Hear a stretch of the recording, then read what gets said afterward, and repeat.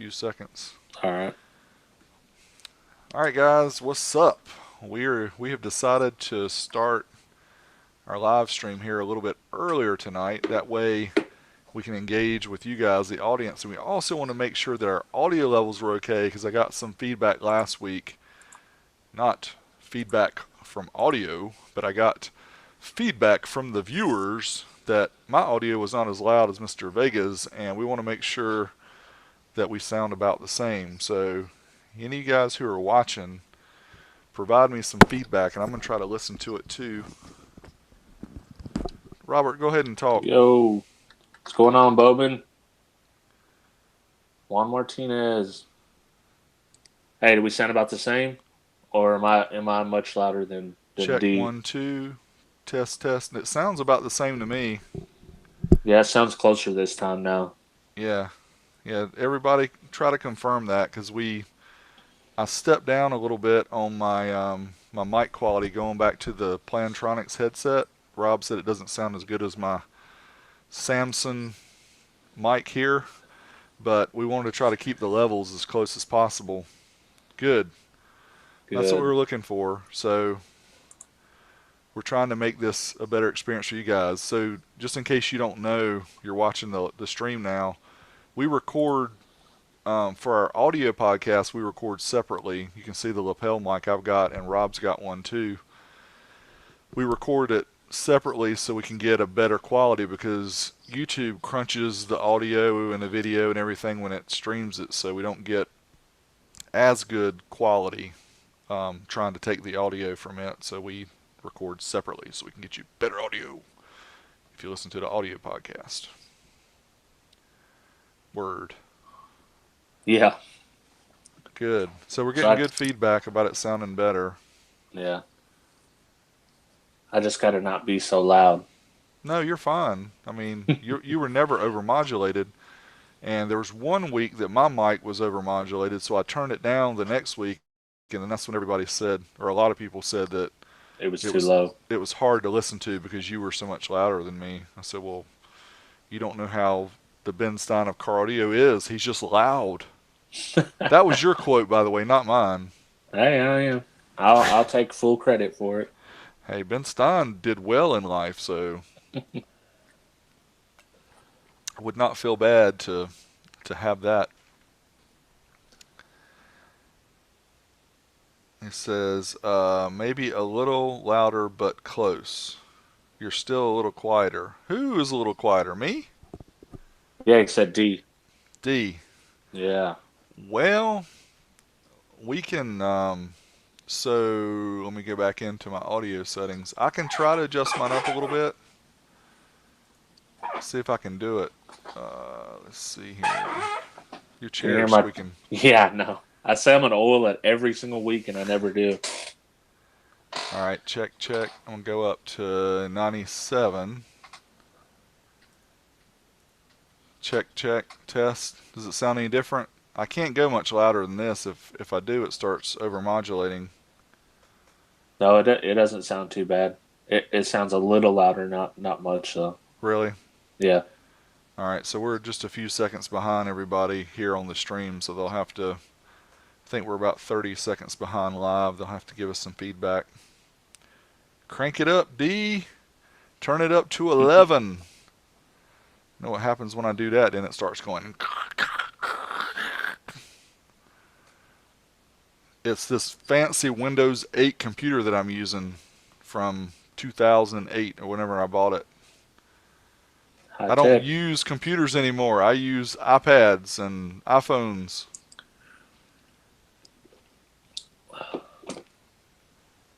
Computers are old technology. Does anybody nobody responded back? Did I add any volume? Check 1, 2.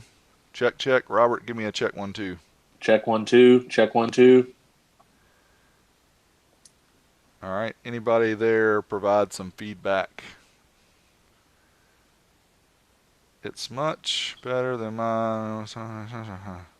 About the same, but it's much better and livable. I'll see if I can move. See, I got a big old fat head, so I can't extend the microphone out far enough to get right in front of my mouth where it probably needs to be. So I can talk, maybe talk like this. That probably ain't gonna work, is it? Yes, Talk, you sound like a talk like this. trucker. Talk You like sound, this. yeah. Breaker, breaker, 1-9. See, that's probably way too loud. I see the levels kind of peaking with that.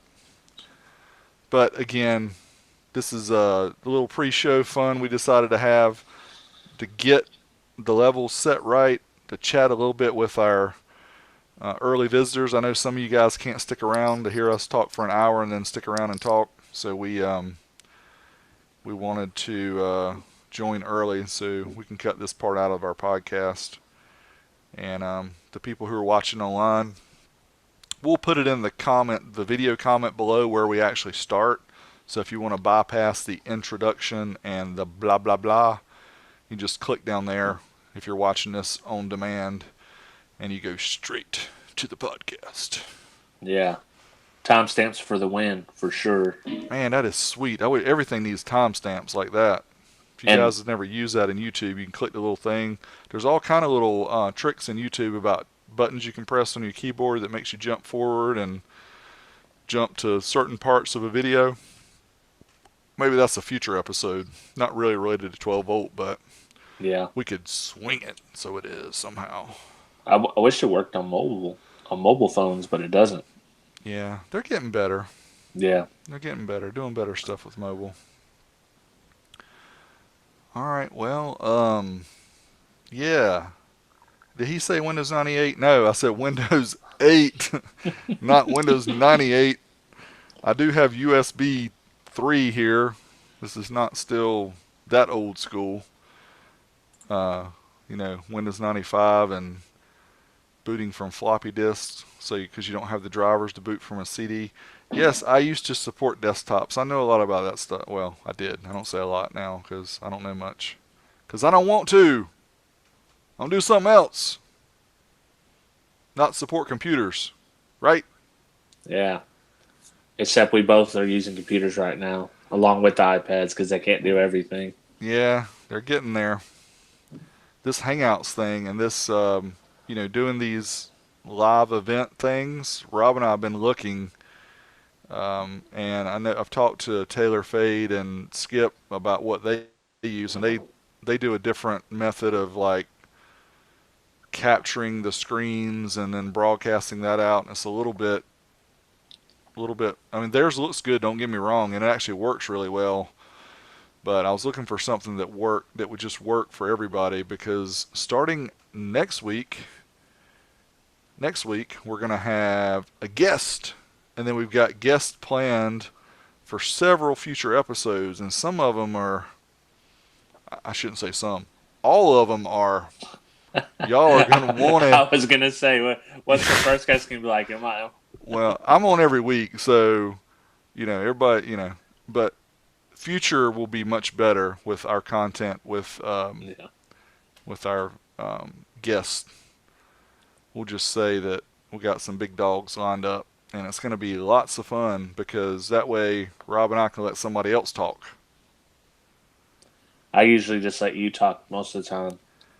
I You just know, come in. I come in with the witty rejoinders.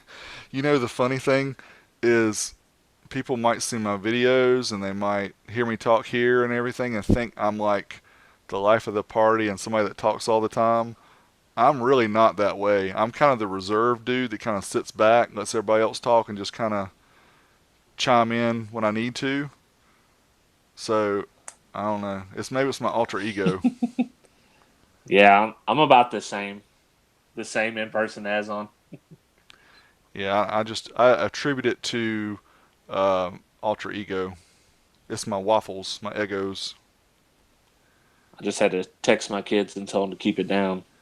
Yeah, this Pat, I told my daughter, those who saw last week when she made her little cameo, I told her that she came in this week she was going to have to talk to y'all, so she didn't want anything to do with that. Because I told her she could come in here and say you're out of here, but she didn't want to.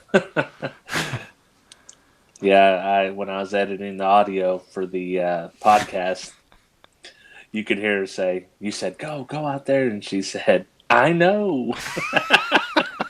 I had me dying. Well, I locked the door, so I don't even know how she got in, but I must have not pushed it till it latched or something. So Paid in full. Yeah. So just so you guys, again, a few minutes before we start, give you a little background about this, what we're doing, and how this YouTube stuff works. Because I don't, a lot of people don't know, and I probably wouldn't know if I did it, if I didn't do it. Um, so we don't make anything on YouTube doing this. So the whole idea of doing this 12 volt talk podcast is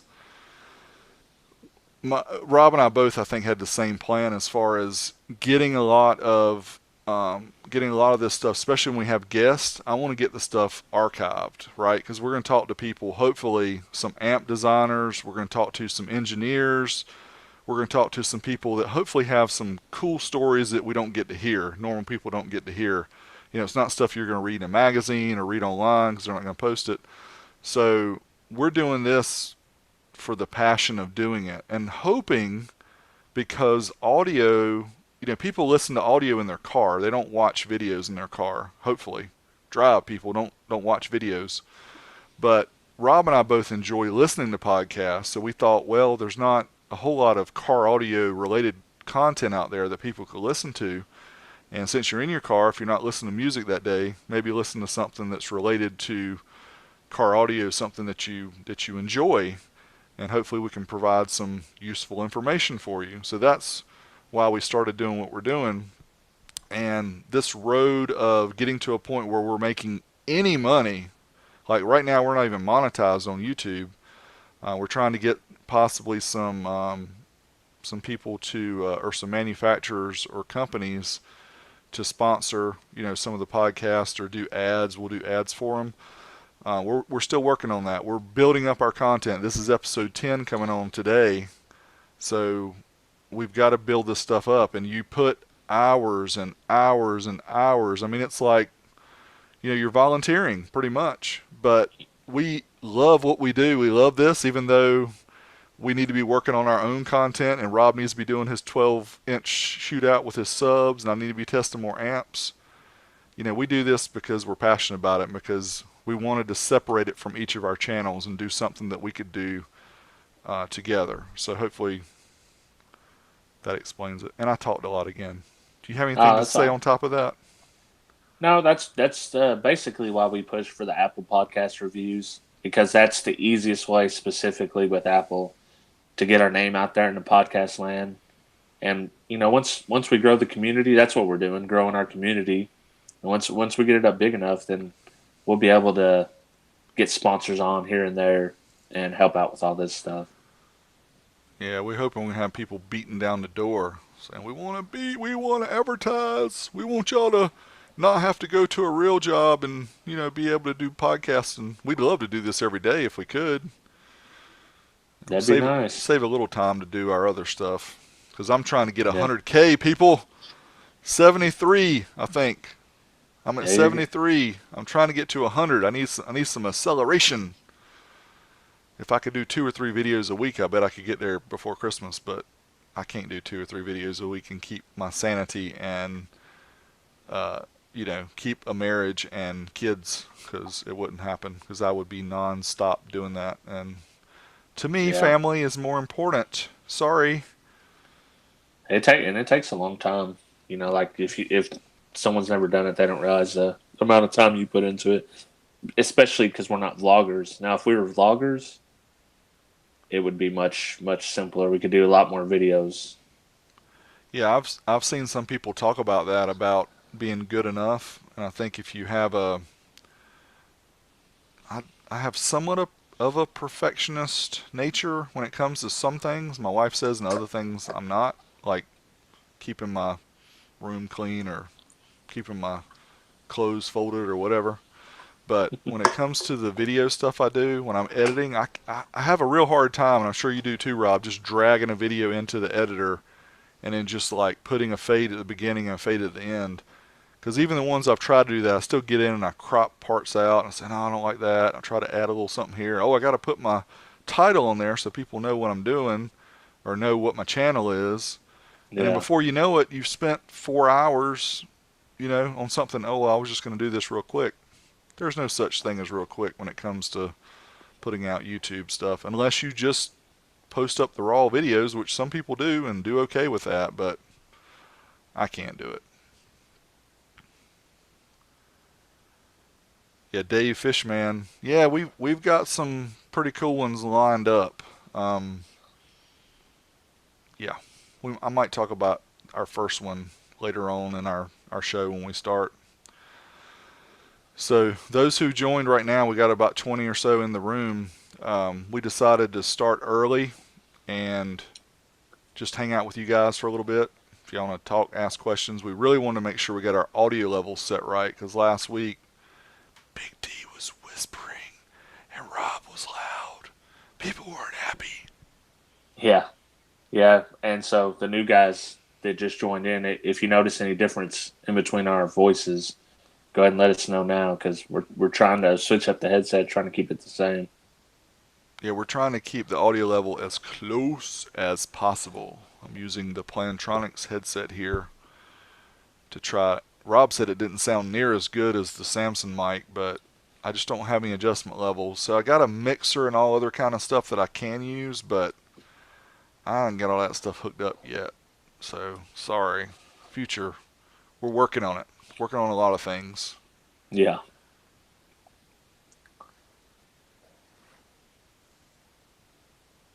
Yeah, pretty close levels is what we're hearing from Focus Dark Audio. And Focus Dark Audio, if Focus Dark Audio says we're close, then we're close. Because if you got a name like Focus Dark Audio, you know audio. Right? Right. Not light audio, just dark audio. Well, it's kind of like bright lights, dark audio. No. Or Dr. Light from Mega Man. Did you ever play Mega Man? No, man. I remember people talking about that game back in the day and talking about how good it was. I bought that game and I couldn't stand it. What? That Yeah. game was freaking awesome. What was I doing wrong? It's hard though. Well, That's the thing. hard didn't bother me. I played all the other games and beat them, but I did not Yeah. like Mega Man. Did you That play was Battletoads? That was a hard one too. I didn't play Battletoads. That one was tough. Battletoads. I didn't hear that. I was like Metroid and Legend of Zelda, Adventure of Link, and all those other ones that Nintendo did back when you can actually get a Nintendo. You can get them now. You could get the first one now. The first what? The The classic? NES Classic. Now that they re-released it, I seen it back on the shelves at my Oh, Walmart. did you get one, or you protesting? I'm still on the protest. I Oh, don't know if I'm going to do it. well, I made the Raspberry Pi one last year and got 17,000 games on there. I've got NES, Super NES, I don't even know, arcade, Commodore. There's so many on there that it's like Netflix. You get on there and you spend 2 hours trying to figure out which game you're going to play. By the time you pick out the game, it's time to do something else. Are they all good ports though, or is it No, because I know the NES, a lot of them were lined out and they had save states and all that type of stuff. yeah. This has got save states, and I finished Super Mario Brothers. Yeah, Super Mario Brothers. As I showed my daughter. I didn't remember when I got to the end which way you had to go through the maze, because you had to go up Yeah. and you had to go Hmm. middle, and then it took me several times to remember because I ran out of time several times, and she got to watch me. She used to let me I still watch me. remember the soundtrack that denim denim denim. Yep, denim, denim, denim. That's good. Plus one on Contra, Yeah. absolutely, and they've even got the cheats on the Raspberry Pi, which I don't know if they have it on the NES Classic. You can do the up, up, down, down, left, right, BA start. Yeah. You got to do that to play Contra. I don't know how people play Contra without doing that cheat, because that game, if you can finish that game without doing the cheat, you the boss. And that code started off with, I can't even remember the game. It wasn't Contra, but it got big in Contra. That's when everyone noticed Sure it. did. And then I remember the first time I beat Mike Tyson's Punch Out. Man, me and my buddy who played that thing all the time, we freaked out. And then I told my cousin about it. He's like, "You didn't beat Mike Tyson." And so next time I went to his house, I had the code written down to get straight to Mike Tyson, so I put it in there. No, I don't think you went straight to Mike Tyson. You had to play like the two before him still. Bald Bull. Or, Yeah. yeah. Uh, The one I had, my buddy had Mike Tyson, but by the time I bought it, it was just regular Punch Out. Yeah, it was like Mr. Magic or something like that. I can't Yeah, remember what it was. Mr. Dream or something like that. Yeah, Mr. Dream. Yeah, see, we know old school video games. We know old school car audio. We dig it all. We're Yeah. BMX, old school BMX. I sold all my old school BMX bikes a few years ago for You kept them that long and you sold them? thousands of dollars, Robert. You Wow. have no idea. One of them was, of course, I had some rare ones, which I didn't realize because I didn't do my research to find out how rare they were. But when the guy offered me what he offered, I was like, yes! I should have checked. Yeah. I had some yellow vector freestylers, which I was told they didn't hardly make any of those. I had two of them. One of them had the yellow Skyway mags. The other one had the yellow Z rims. Wow. Um, and I think I got $1,200 for both of those, and it wasn't even a full bike. It was just the fork, the frame, the handlebars, which those were rare too. Maybe a laid back seat post on one, a straight seat post on the other, and like I said, the yellow mags and then the Z rims. But yeah, I got for my Haros, I had a Haro Sport, an '87 Haro Sport. Um, I had a Kuwahara Freestyler, which that one was rare too because the guy flipped out when he got that one. He gave me $500 for that one. It had sat outside and got rust all over it and everything. He didn't care. Wow. $500. I was like, okay, where do I ship this? But yeah, I had all that stuff, and I looked in my dad's barn, and we still had a lot of parts and stuff. And I Mhm. just told the guy what I had, and he gave me more money too. I was like, man, Wow. he's up in Pennsylvania. He's some huge collector of BMX bikes, and he showed a picture of his garage, and he had them all hanging up, and he would get them in, and he would like do the full treatment on them, like the chrome ones. He would have them blasted, and they'd re-chrome them. They had the labels remade and everything. Wow. It was pretty cool. I lost touch with him unfortunately, and I knew his first name was Brian, but I couldn't find all the old emails I have from him. The email account doesn't work anymore that he had, so I wasn't able to follow back up with him. Yeah, But anyway, the last one I had was a Redline 360.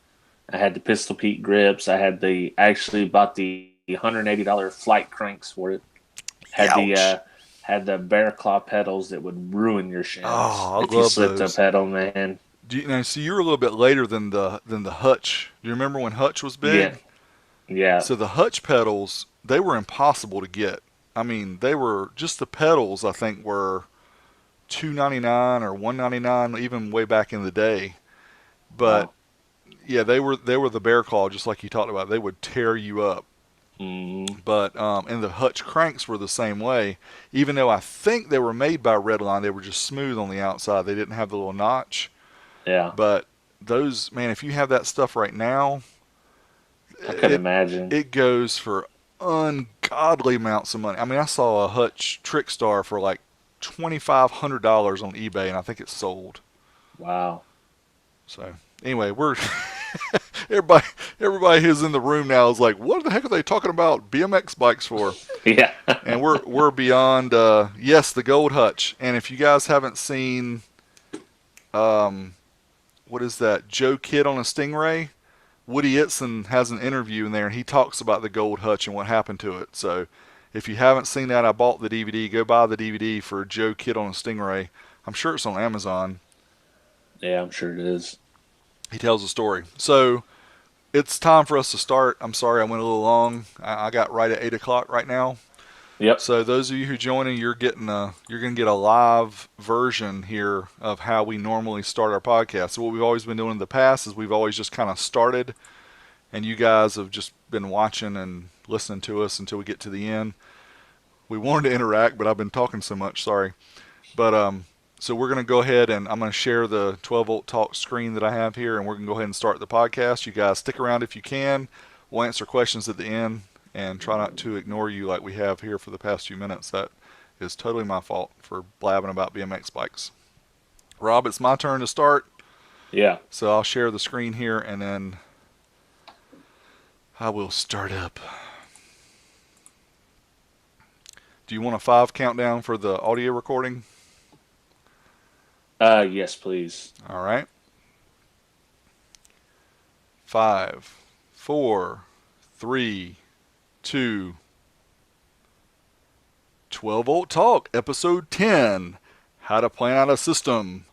This is Big D Wiz, youtube.com/Big D Wiz, and oldschoolstereo.com. Here with my friend and host, Mr. Hi-Fi Vega. Tell us about yourself, Mr. Vega. All right, Hi-Fi Vega. Everybody knows it. YouTube.com/Hi-Fi Vega. Hi-Fi Vega everywhere on the social medias. Again, I say it every week, but if you got a name like Vega and you like audio, you just got it made. That's just the coolest name in audio. Why Nobody. not? I certainly wish I was heir to the Serwin Vega fortune. That'd be excellent. You need to tag them whenever you post stuff. Say, look, Yeah, I should. you guys need to hook me up. Because every Yeah. time I say my name, I remind people of you. So today we are going to talk about how to plan out a system. But before we do, I have got something to show you guys. So I'm going to show you. I'm going to share my screen. And this is actually relevant. Is that the right word? I sometimes mess things up. Relative or relevant. It's relevant to our discussion. And it is a 1996, an annual Mobile Sound, the best car stereo systems in the world competition winners. That's a lot of different things said. This was a magazine that had a ton of installs. It's really cool, but there's one particular that I picked out. It is this. It's a 300ZX. It doesn't tell the year, I don't think, but this dude is from New South Wales, Australia. Good day, mate. And he's from the Down Under. And check out. I'm going to zoom in a little bit so you I could guys see can. Autotech. I could see Autotech. Yes. And Those Redline subs. those are GNS Redline subs. Yeah. Autotech BTS bass thrust amplifiers. And you can see even back here in the back the little Redline 4-inch or 3.5s in the back. Super Yeah, those clean. almost look like plates, like 4x6 plates. Yeah, I think you're right. I think they may be. Yeah. It doesn't tell. It just says 3 Autotech amplifiers totaling 900 watts, so it doesn't tell what they are. Those are 4x6s. You're right, Rob. And he has 12s back there as well. And the caps rule for the win. But anyway, this is just a really cool install, and one of the reasons that I chose this is because actually next week our first guest is going to be Mr. Craig Harrison from oldschoolcaraudio.au from Down Under too, and he's going to join us, and we're going to have a good time talking to Craig about Australian car audio scene and about Yeah. everything he got into, and really pumped about that to talk to him. And who knows what time it's going to be where he lives. I asked him already, and it's going to be around 11 a.m. 8 p.m. Eastern is 11 a.m. his time. Okay, that's not He was, horrible then. yeah, he was game, so I was like, we can try to adjust the time to accommodate you, but he was cool with that. So, let's start off with our discussion about how to plan out a system. So, a lot of you guys who are watching and listening to this, you may already be experts in this. Some people who are listening may not be, so we're trying to hit the Cover lower the end gambit. and cover the gamut. Exactly. So first off, we're going to say, so when you want to plan your system, where would you go? What would you say, Rob?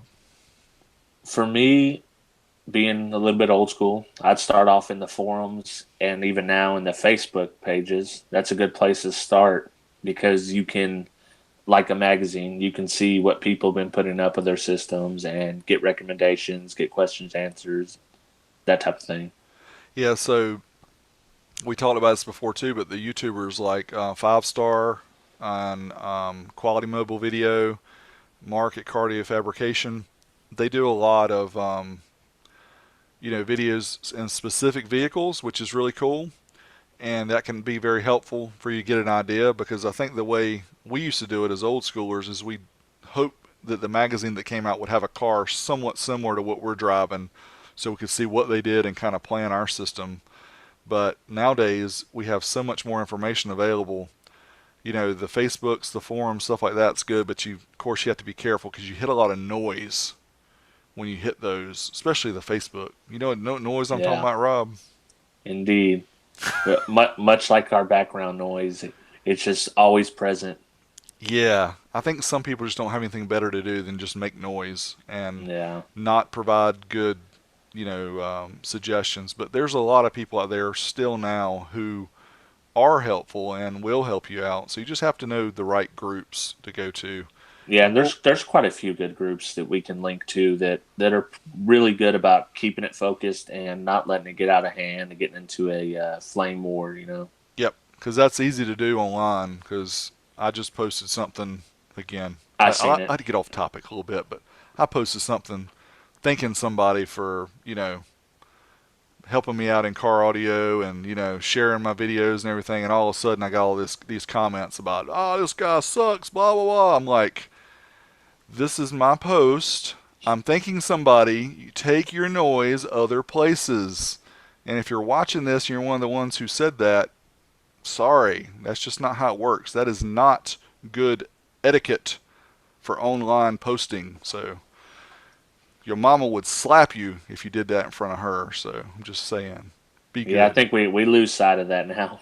We do. It's easy online to be your worst self, and it's Yeah, hard to be your best self online at times. it's true. But, I think it's just common courtesy to be a certain way. But I'll get off my soapbox rant, whatever you want to call it.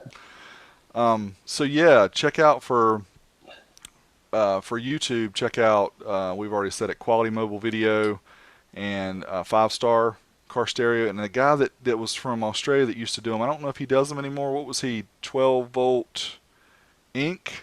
Oh, Was I that? don't know about this one. Oh, I'll have to put the link below because he had a lot, because he did a lot of installs, but then he got a different Yeah. job. I haven't seen him online lately, but he had quite a few videos. And our guest for next week is doing the same. He has an online shop and he's doing YouTube, so he's kind of doing the best of both worlds, I'd say. Yes, and he's helping people out. It's really cool, and helping them with their installs. That's awesome. But the other thing is your local shop. If you guys still have shops, they a lot of cases they'll have pictures. It used to be they'd have those big albums with the Polaroids in them. Remember Yeah, those? I When you flip remember. through and look at the systems. They put them next Now, to the trophies. that's right. Now they may actually have digital versions, so they may have it so it's easier to find, whatever car. But you should definitely check your local shop and see if they have suggestions, because there's a lot of different ways you can go, and then we're going to get into that a little bit more. Which direction do you want to go? So, with that said, that's the next segment here. Is when you're ready to start buying your equipment, you need to decide, what are you trying to accomplish? Do you want And just a and there's basic upgrade? Do you want to talk over Rob and not let him talk? Go ahead, Rob. Sorry. so there's several different areas in which you can do this. You can do a basic upgrade, like you said. You can just want to get loud. You can want to SQ. You could want to compete in some form or fashion in sound quality or SQ, sound quality or SPL. I mean, so there's several different ways you could go about it. Whenever you're first setting up, you just want to know where you're going to start. What are you looking for? What kind of sound you're looking for? And I think a lot of people look for a cheap way to add bass. I think I know that's the way I got into car audio. I wanted to hear bass and didn't care a whole lot about the lyrics. I mean, if I could hear them, that was a benefit, but I just wanted to feel the shake and the rumble and rattle. And I, And I think I think most of us felt the same way, and that's why I listened to Doc. Are you trying to beat the block down? And that's what, when I first got a stereo, that's what I was wanting to do. I was like, hey, I don't care, but I'll run these factory speakers up front, but I'm putting the biggest amp I can run and the biggest speakers I can run. yeah, I remember in high school sitting in, I think it was trigonometry class, and there was one guy that went to school there who he had a big system. He had a job after school and made money, and he had a mini truck. I think he had the JBL GTI 15s or something in the back. But I remember him rattling the windows in our class, and all of us just laughed because it was like, that is impressive. And it was a good 75, possibly 100 yards away from the street where we were in the Wow. second story, and he was rattling the windows, and I was like, dude has got it going on. Hey, back in the days, you could get girls with loud stereos. Now I think you just annoy them more than anything. But back in the day, or at least I thought you could, anyways. Yeah, I think that was kind of our hope, that having Yeah. a big system would help you get a chickie D. But Now you got to lift your truck up and have the stance nation, the offset wheels and all that. That's how you get them now. is that right? I'm I don't glad. know. I'm glad I'm not in the I don't market know. because I wouldn't. I don't I know. I wouldn't know got an how to. old Suburban.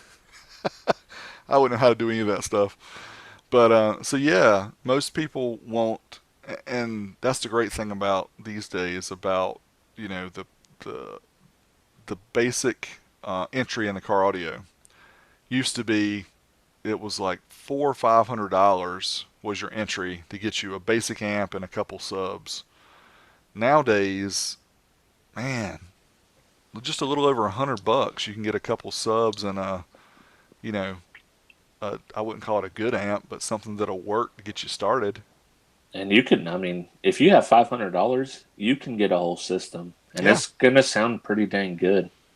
yeah, that's true, and that's something that people shouldn't snark at these days because we didn't have that, and we had to save a long time just to be able to afford an amp back in the day. And now, for what I saved for the amp, you can almost get a whole system now.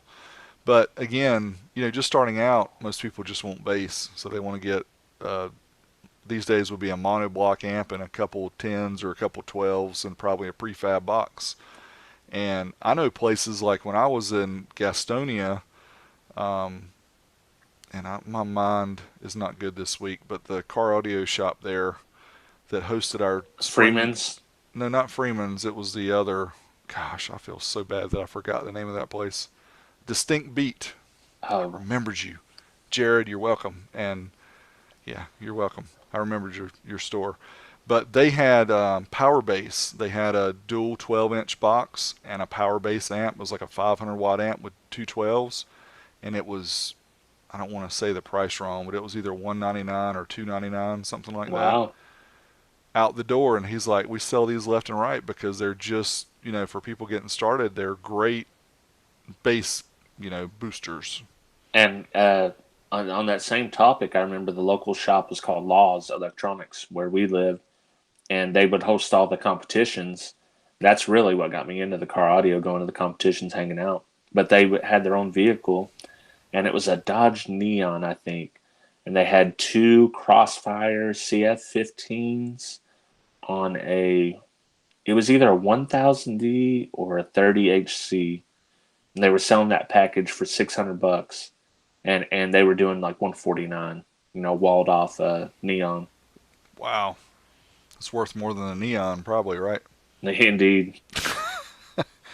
That's okay. We're going to talk more about the vehicles later because we do have some thoughts about if you decide to go a certain direction, some things you need to consider. But yeah, just getting started. You just want a simple system, a few $100, man. You get started up. Now, if you're somebody who likes more of the SQ side, you can still get started pretty cheaply just by upgrading your factory, component speakers or your factory door speakers and rear speakers. But I still think even the SQ people out there, and I don't think many people are going to disagree with me here when I say this, but the biggest difference in the sound of a factory system and an aftermarket system is the bass. Yeah, it is. It definitely is. And then, a lot of people on that basic system, if they just add a sub or they replace their factory sub and factory amp, they're gonna be able to tell quite a big difference, especially if on the basic end they're just adding some coaxials and components. And Yeah, I mean, it's almost like, to me, watching TV, once you get used to a home theater system that has a subwoofer, and then you watch somebody else's TV, like you go to somebody else's house to watch the game or whatever, and they've got just the built-in speakers, you're like cringing. Ugh. But if they just had a sound bar and a sub, it would be a whole lot better because you get that more full sound. And I still, these days, even with modern music, having kids and they like pop music and Maroon Fives and Taylor Swifts and all these people. If you listen to those on a good system, some of them are pretty impressive bass notes and stuff, which every time I listen to them, it's like, man, people who don't have a good subwoofer don't know what they're missing here because, man, this is great. Have me cranking up some Taylor Swift. Send it. I think they just turn up their factory speakers if they don't. Even if they don't have a sub, they just turn up loud and you get the.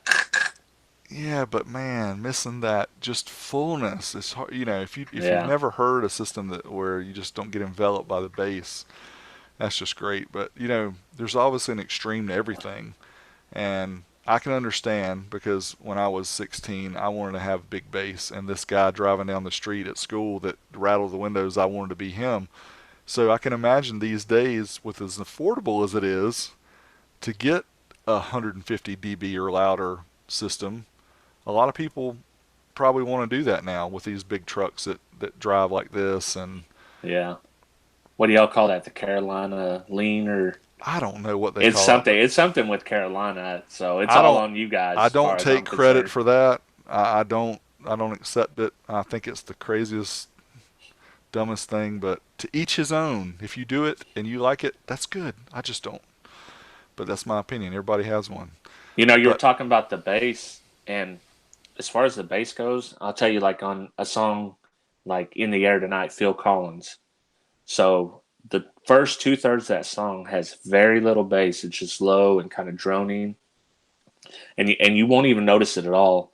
But then when it hits in with the kick drums, like on my system, I don't have a 150 dB system, and actually it doesn't even shake everything, but just the depth you get with that kick drum and the impact, it's crazy. It's the kind of stuff that gives you chills. it really is. And even the synthesized bass, just the way, like I've got a lot of sound deadening in the back of my cord, so I don't get a lot of rattling and stuff, but it just really envelops the whole car, and it just, man, I love it.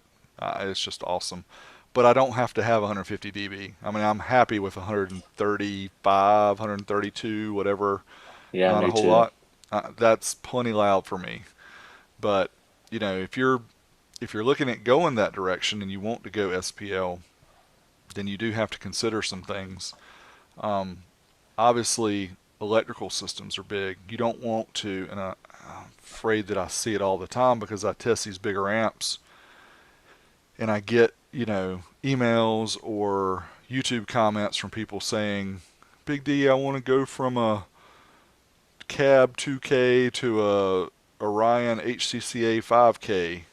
What do you think? And I'm like, what's your electrical system? Because that HCCA Yeah, 5K is gonna suck the life out of your electrical system. And you really you're not going to get the power if you don't provide the power. So you have to plan your electrical system if you want to go SPL. Now, with that said, I think it would be really cool to see a movement for people with less power that can do more dBs. yeah. You mean like the old school days? Yeah, and I think you can Yeah, you can still do it today with the box design. You do have to use a bigger box, but still, to me, not having, well, I guess you're going to weigh the car down with a box versus weighing it down with batteries, but yeah, still, I'm more impressed with a smaller system that's loud. Of course, I'm more impressed with the stealth system, so I'm probably not the right one to talk about SPL, but I think it would just be cool to have a couple HCCA 225s, but this is old school yeah, talk, um, and be able to impress the guys at a car show, which I've seen it happen with Jason Williams and his yeah, Mazda mini truck. Those guys are like, "What do you got in here?" He's like, "50 watts of amps, yeah. 100 And watts." Yeah, well, 350 to 400, per really, amp. but yeah, per amp. And he's overdriving it, so he's probably like 500-600 watts. But Yeah, he still, was I mean, cheating. it's pretty loud, and you could do it with new stuff today. I mean, the amp I use, I don't even drive it full tilt. I'm running at 2 ohms, around 600-700 watts. It's rated 600. It does plenty well like that. But like you said, electrical is probably the very first thing you need to consider. If you want to get loud, you're using a big amp, and you're not going for efficiency, you just want a lot of power. You need to go electrical, and then you need to try to use every other advantage you can outside the electrical with sound deadening and uh, enclosure design, all that type of stuff. Yeah, so, and we were going to get into this later in the show, but I'll go ahead and talk about it now because I've talked about it before. And if you haven't watched some of EXO's videos, and Subwoofer King did some too, where they were showing their vehicles that were literally falling apart. So if you do decide to go the SPL route and you want to get loud, and when I say loud, 150 dB is loud. To some people, that, if I ain't hitting 160s, it's not loud. If you're hitting 145s, 150s, you're going to start damaging your vehicle unless you take some precautions. So, what I would suggest, and I'll let Rob throw in his 2 cents, but if you're going to go that route, you probably need to get you a second vehicle. Right. Yeah, I mean, that's even in the old days. I would do the consider the same thing, getting a second vehicle. But a lot of the old school guys, we kind of have this idea in our mind, like back in the day, 140 or 150 seemed louder than it is today. I'm here to tell you, it's not. It's not even close because I'm doing one. The Suburban does 135. It's as loud as vehicles that I had back in the day, or maybe even louder that were doing 140 on the old audio control mics. So these new systems, 150 compared to old school 150, that's more like 155, somewhere in that range. I mean, it's quite a big difference. Yeah, those, and we can talk to when we talk about somebody who knows more about those mics. And I've heard it discussed before too, though, that they were once they got to a certain level, their accuracy is just all over the place. So you have to think about what a microphone does versus a pressure sensor. Pressure Yeah. sensor is designed, to handle those high pressures. A microphone is not. Even if you And they have would a, get hot too. yeah, One you might go to a show and be 3 to 4 dB louder. that's right. So the consistency and everything has changed now with the new type of sensors they use. But And back in the day, the hard mic was the B&K mic, and these are probably even twice as hard as the B&K mic, from my experience, anyways, my personal experience. yeah, so with that said, having a secondary vehicle or having one that you can strip down and layer over with some sound deadening, and check out, we'll try to remember to link to Mark Car Audio Fabrication because he's got a really good tutorial talking about the different types of sound deadening and things that you need to deaden out the rattles, and then keep the sound inside your vehicle. And on that note, before we skip to the next one, a lot of these guys are doing SPL modifications just for their everyday drivers. And like the expanding foam, like please don't do that in your daily driver, but do that in a secondary vehicle because that is absolutely ruining that vehicle unless it's a garbage vehicle to begin with. I mean, I wouldn't do it in my everyday driver, just as in general. Yeah, that's another one that both EXO and Subwoofer King have shown, the expanding foam. I know EXO had the problem when he took his dash out of his Expedition. He had that expanding foam all on the dash, under the dash, to keep it together, basically. But you have to be prepared if you're going to do something like that. It's gonna affect things in the future too. People, if you ever want to sell the vehicle, people pull off a panel and they see foam under there. They're like, what the heck is that? It's not Yeah, easy to take it off. It's really difficult. Of course, if you use sound deadening, it's not either. But the sound deadening, if you do it right, it's going to make your car sound more like a Lexus or a Cadillac or something high end because they use more sound deadening on those vehicles anyway. So if you do it right, then it'll be fine to sell your vehicle. But if you start spraying yeah, foam under each panel, yeah, I don't know yes, about that. yeah. Sound deadening material is a value add, and then expanding foam is definitely it's negatively affects the value. Yeah, but it expands. It covers stuff, man. It's easy. Yeah, I've seen plenty of horror stories online. People spraying too much, or if you just use it in regular everyday home improvement, you could know yourself that that stuff gets crazy. You put it in a door jamb, now you can't shut the door because you put a little bit too much. The other thing is, don't use the peel and seal. Is that what they call that stuff that you put on your roof? Oh yeah, the asphalt based stuff. Whatever. Yeah, No, it's the kind you actually go to Lowe's and you buy a roll of it, and it's designed for your roof, and people use it to put yeah. inside their doors and said, "Oh, It this is cheaper." stinks to high heaven too. Don't do that, guys. I mean, it's getting close to the time of year, depending on when you're listening to this, but the Black Fridays are coming, the holiday sales and everything, and they'll have the sound deadening, the decent stuff, like even Sonic Electronics has the NVX or whatever their cheaper brand is. I bought some of that stuff before. It works great. And I got like, I don't know, it's 5 or 6 of those huge sheets for $50 or something. So yeah, don't waste your money buying peel and seal and stuff just trying to make it by. Get some stuff designed for car audio because like Rob said, the smell for one, but then the fact that it's actually going to stick. Because what's the worst thing? Wasting a whole day putting in this cheap you know peel and seal stuff, and then it falls into your door, and then Yeah, yeah, just don't cheap out with stuff like that. Make sure you get something designed for car audio. You don't have to get the Dynamat and get something else, but still, just make sure it's for car audio. All right, so where are we at, Rob? sound quality, Sound quality. and we're still in the sound dampening. So in sound quality, instead of you are trying to eliminate vibrations, but not just from heavy bass. You want to complete, you want a completely silent, or as close as you can get to it, a completely silent vehicle. So you're going in, you're reinforcing your doors, maybe you're putting in some fast rings around your speakers to keep the sound wave traveling. All those type of extra steps just to block out the outside noise and block out your noise from escaping your vehicle. Yeah, that's for sure. You really have to go that route no matter if you're going the bass route or the SQ route. You just have to use a sound deadening. There's no way around it. It's going to make a huge difference.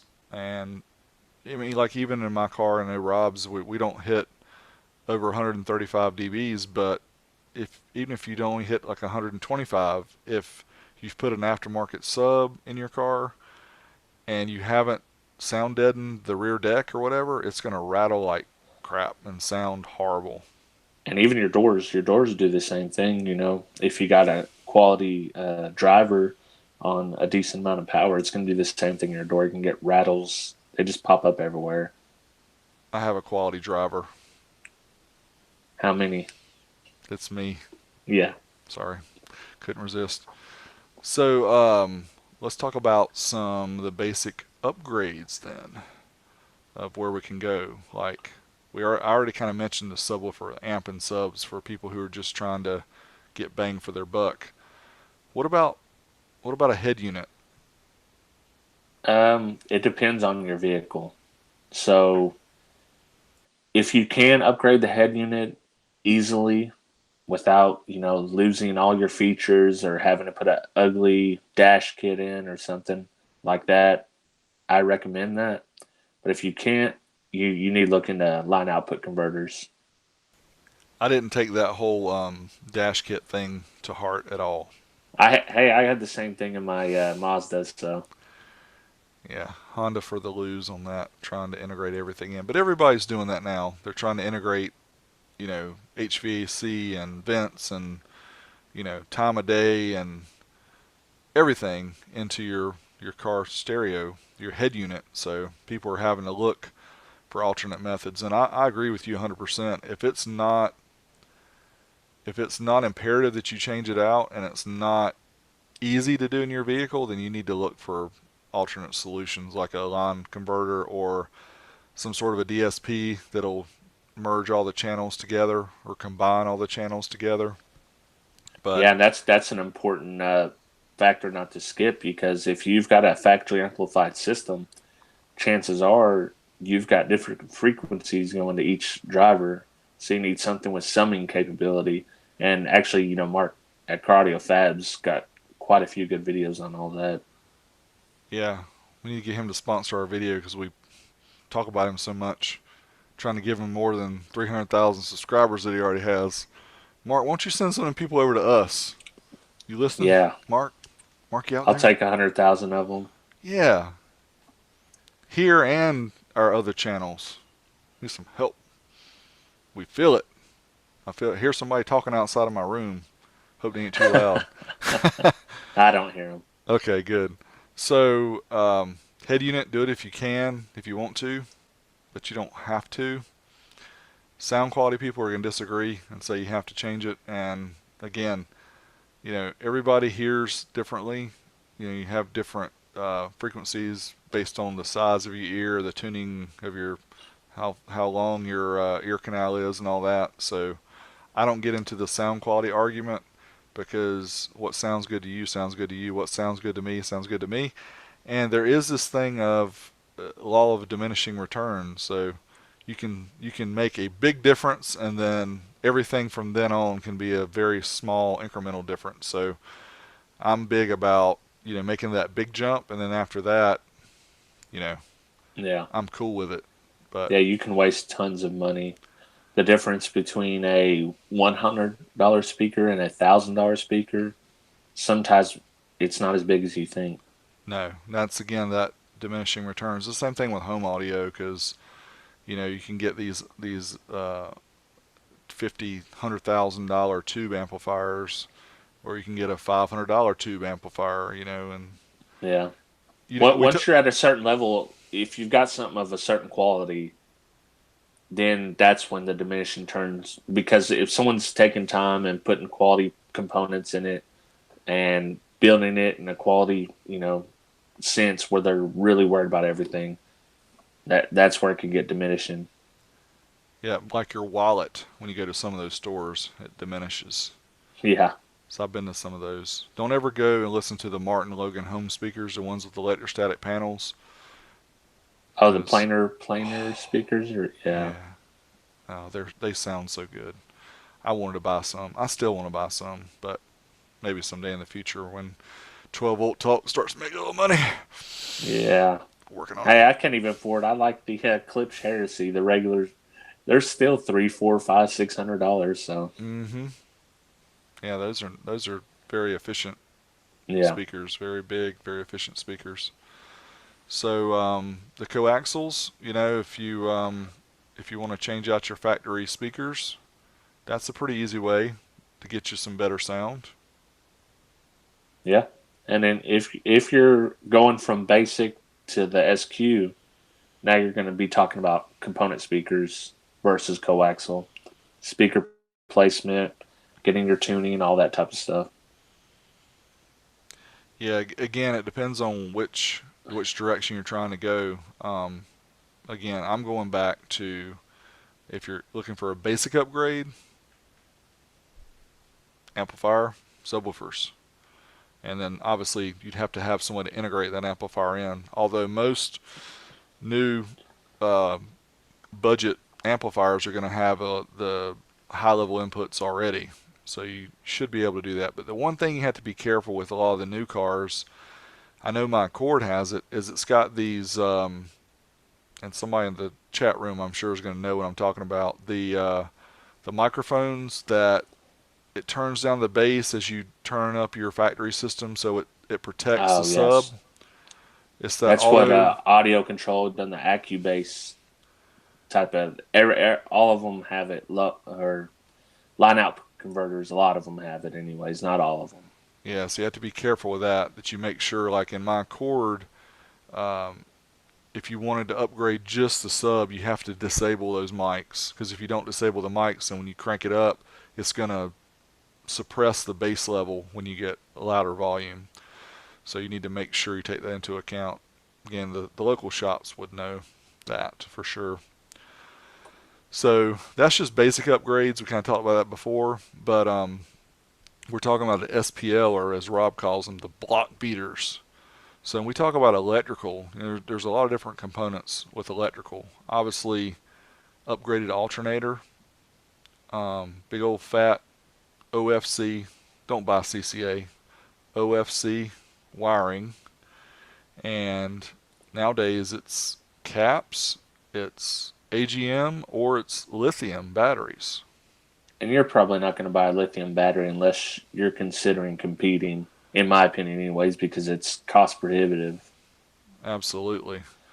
But the weight savings alone, having one of those big lithiums, you're talking, what are they, 2,500 bucks? But Mm, it's like 30 pounds versus needing 500 pounds of batteries to equivalent, make it equivalent in AGMs.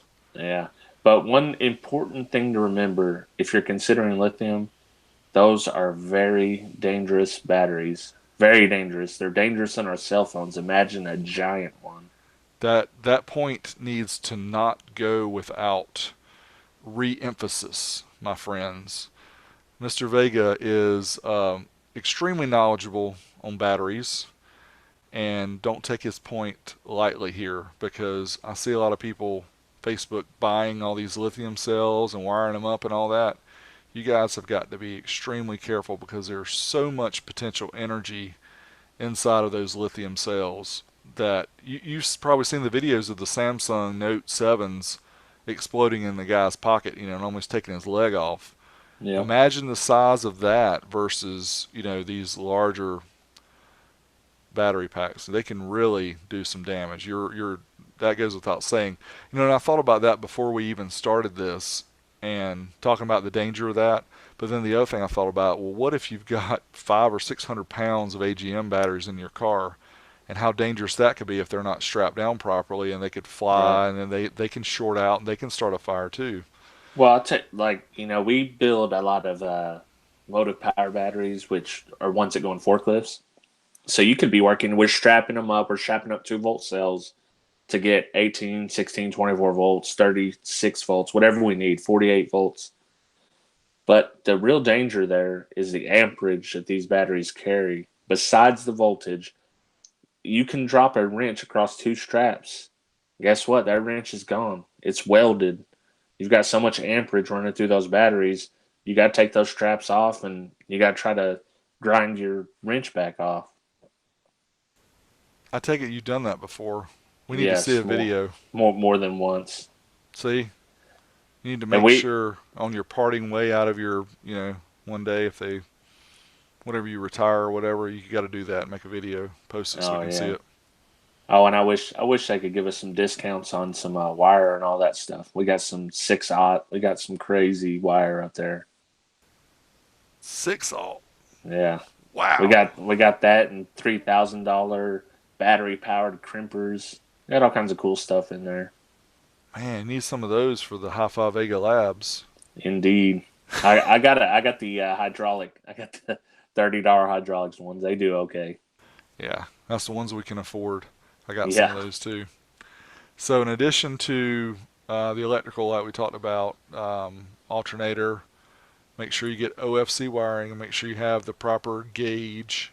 And an the important note on the OFC while we're talking about it versus CCA. So if you want to get 1-aught CCA because it's the same price as 4-aught or not 4-aught, 4 gauge OFC. Now those are going to carry around the same amount of current, uh, the two equal lengths. The problem you're going to run into is heat. CCA runs very much hotter. It's a lot hotter than the OFC. So if you're in that situation, just go with the 4 gauge. If you can't afford the 1-aught OFC, or consider welding wire, which would be closer in cardio gauge, like 2 gauge. Yeah, talk to your parents or grandparents, probably grandparents by now.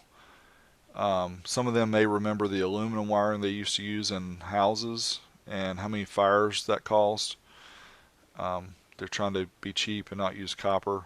And a lot of people, unfortunately, a lot of electricians did it back in the day. And I think that was in 30s and 40s or something like that when they did that, and they had to go through and rewire a lot of houses because it caused so many fires. So the kicker has a good video that shows a CCA versus an OFC side by side, and they actually have one of those heat guns or temperature guns that show you the temperature. And yeah, it gets a lot hotter. And the thing I've always heard is, like, if you want to go CCA, then if you want to do a 4 gauge run, you need to run a 1-aught run of CCA.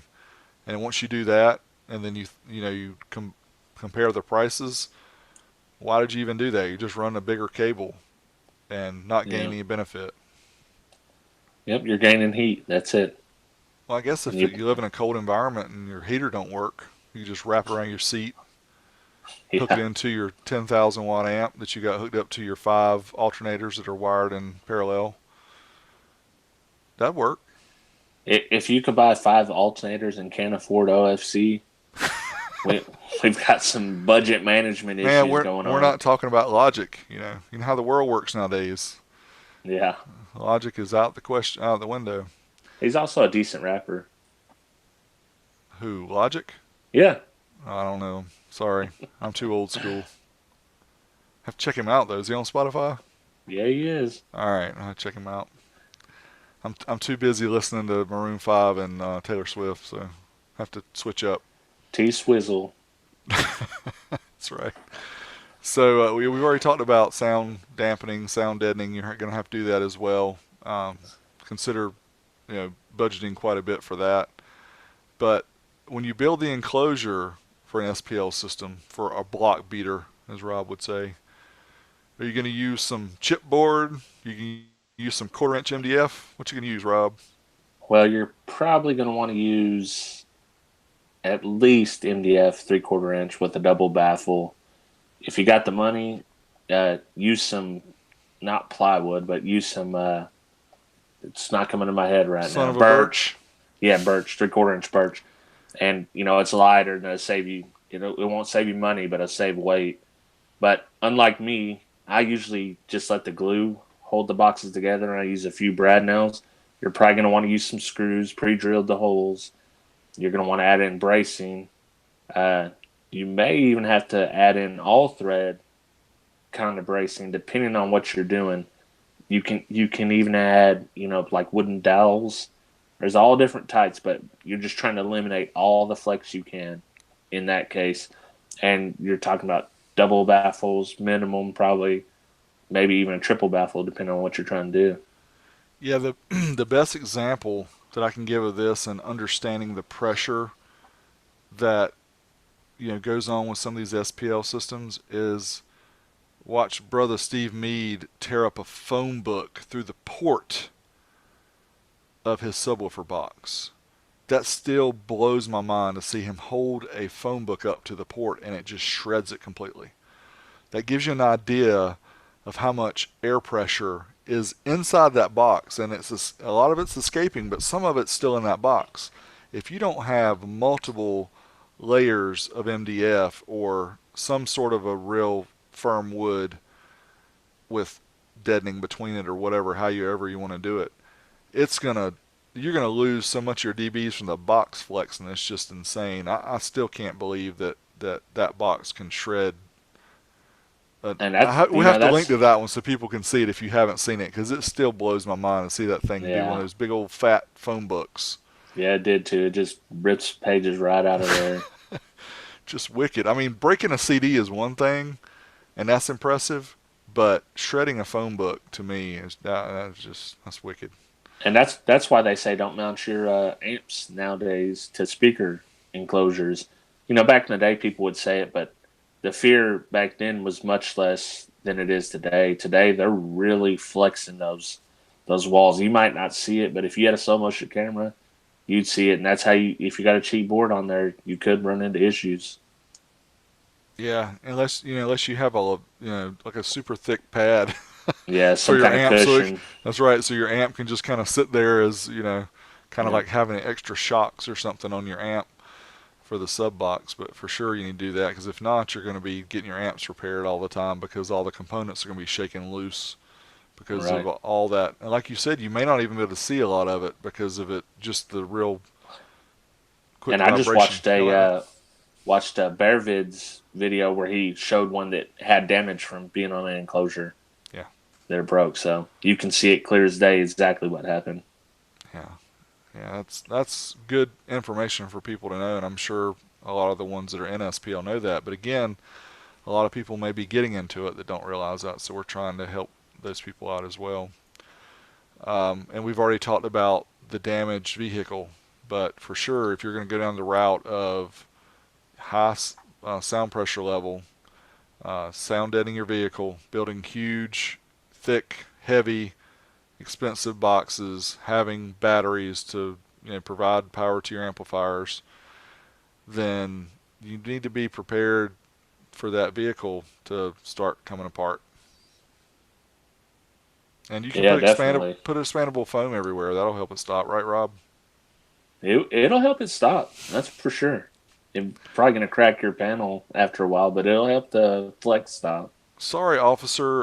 You can't see my turn signal because I got some expanding foam in there that keeps the turn signal from vibrating. But at least it doesn't vibrate anymore. You gotta do the hand signals, though. That's right. Stick your arm out. Yeah. I don't think they'll like that too much anymore. So you might need to not spray expanding foam in your turn signal lens. Just saying. There's other places you don't want to spray it too, but that's for sure. So for a sound quality vehicle, and we've kind of gone through a lot of these already about the stuff, obviously sound deadening, you want to do that. And you've already talked about component speakers versus Coaxial. coaxials, but Yeah. then we didn't talk about, the active versus passive deal. Yeah, and that's a biggie. I say that's a biggie, but you can definitely get a nice sounding system passive, but active just gives you more control. It gives you the control of and a gain on each set of speakers. That helps tremendously right off that. But then it also, once we get into like a DSP and your time aligning, and especially when you're separating your speakers and you don't have a point source sound, uh, you're going to need a DSP. There's no two ways about it.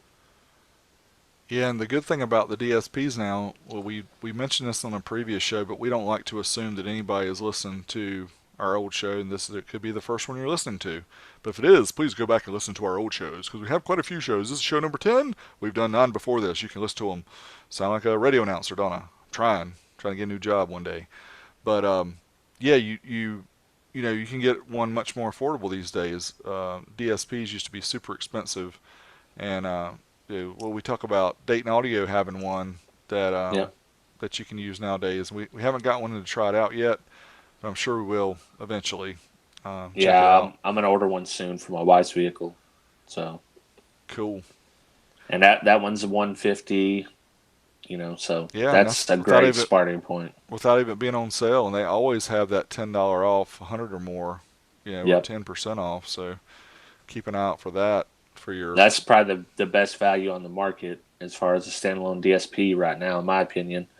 You've got other, Helix makes a high end one, Rockford makes one, Moscone makes one. There's quite a few brands that make them now. Audison makes them, so Yeah, JL. those are all going to be in the JL I think is 400, and the other ones are 500, 600, $800. Yep. What about your RCA's and having the ones that the electrons only flow one direction? Oh, directional RCA's?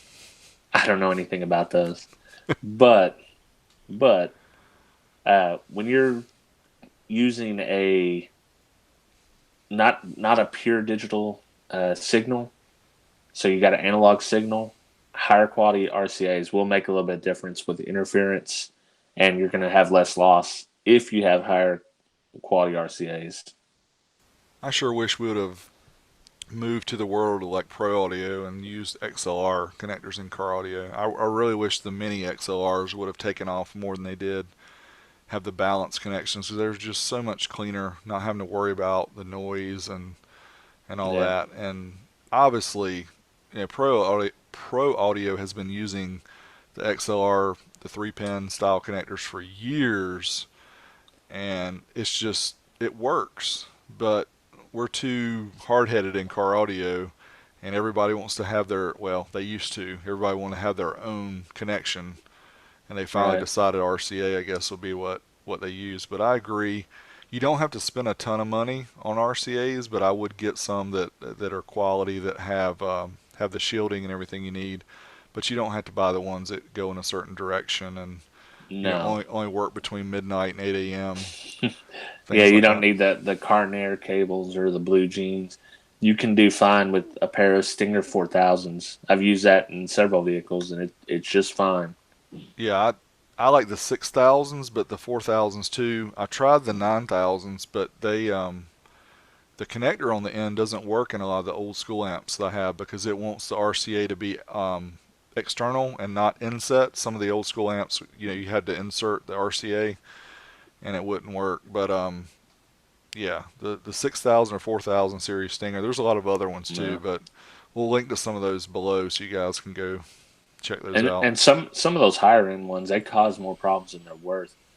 Some of the Monster cable, they used to rip the RCA's, especially if you got the cheap stuff, not the Tiffany. They'd rip the ends when you pulled them out. They were so tight. That's And very true. and then I've got a pair of Esoteric, the E7s, and those things are just huge. They're giant. They're separated. They're not one thing. So if you're running six of them, it's a lot of wire just for the RCA's. Yeah. Yeah, that's true. It's like anything else though with when it comes to sound quality or it comes to speed and horsepower and everything else. There's always different levels of extreme, and there's always going to be the ones that want to spend money on the silver cable, the silver speaker cable, because the silver is more conductive than copper, or the higher end RCA's. That's your gig if you want to do that. Again, we're talking about this law of diminishing returns, and are you truly going to get something better? Is it going to be psychoacoustics that make it sound better, or is it truly sound better? That. And Go ahead. and that's where it gets into the first part. It's ask around. You're going to get a lot of different opinions, but watch guys like us on YouTube. Uh, Try to get someone that you agree with. Try to see what they like and get a few of those people so you can you just want something of quality. Yeah, I think it's and it was mentioned in the comments. I think it goes without saying that you don't want to get the cheapest. Lost focus there.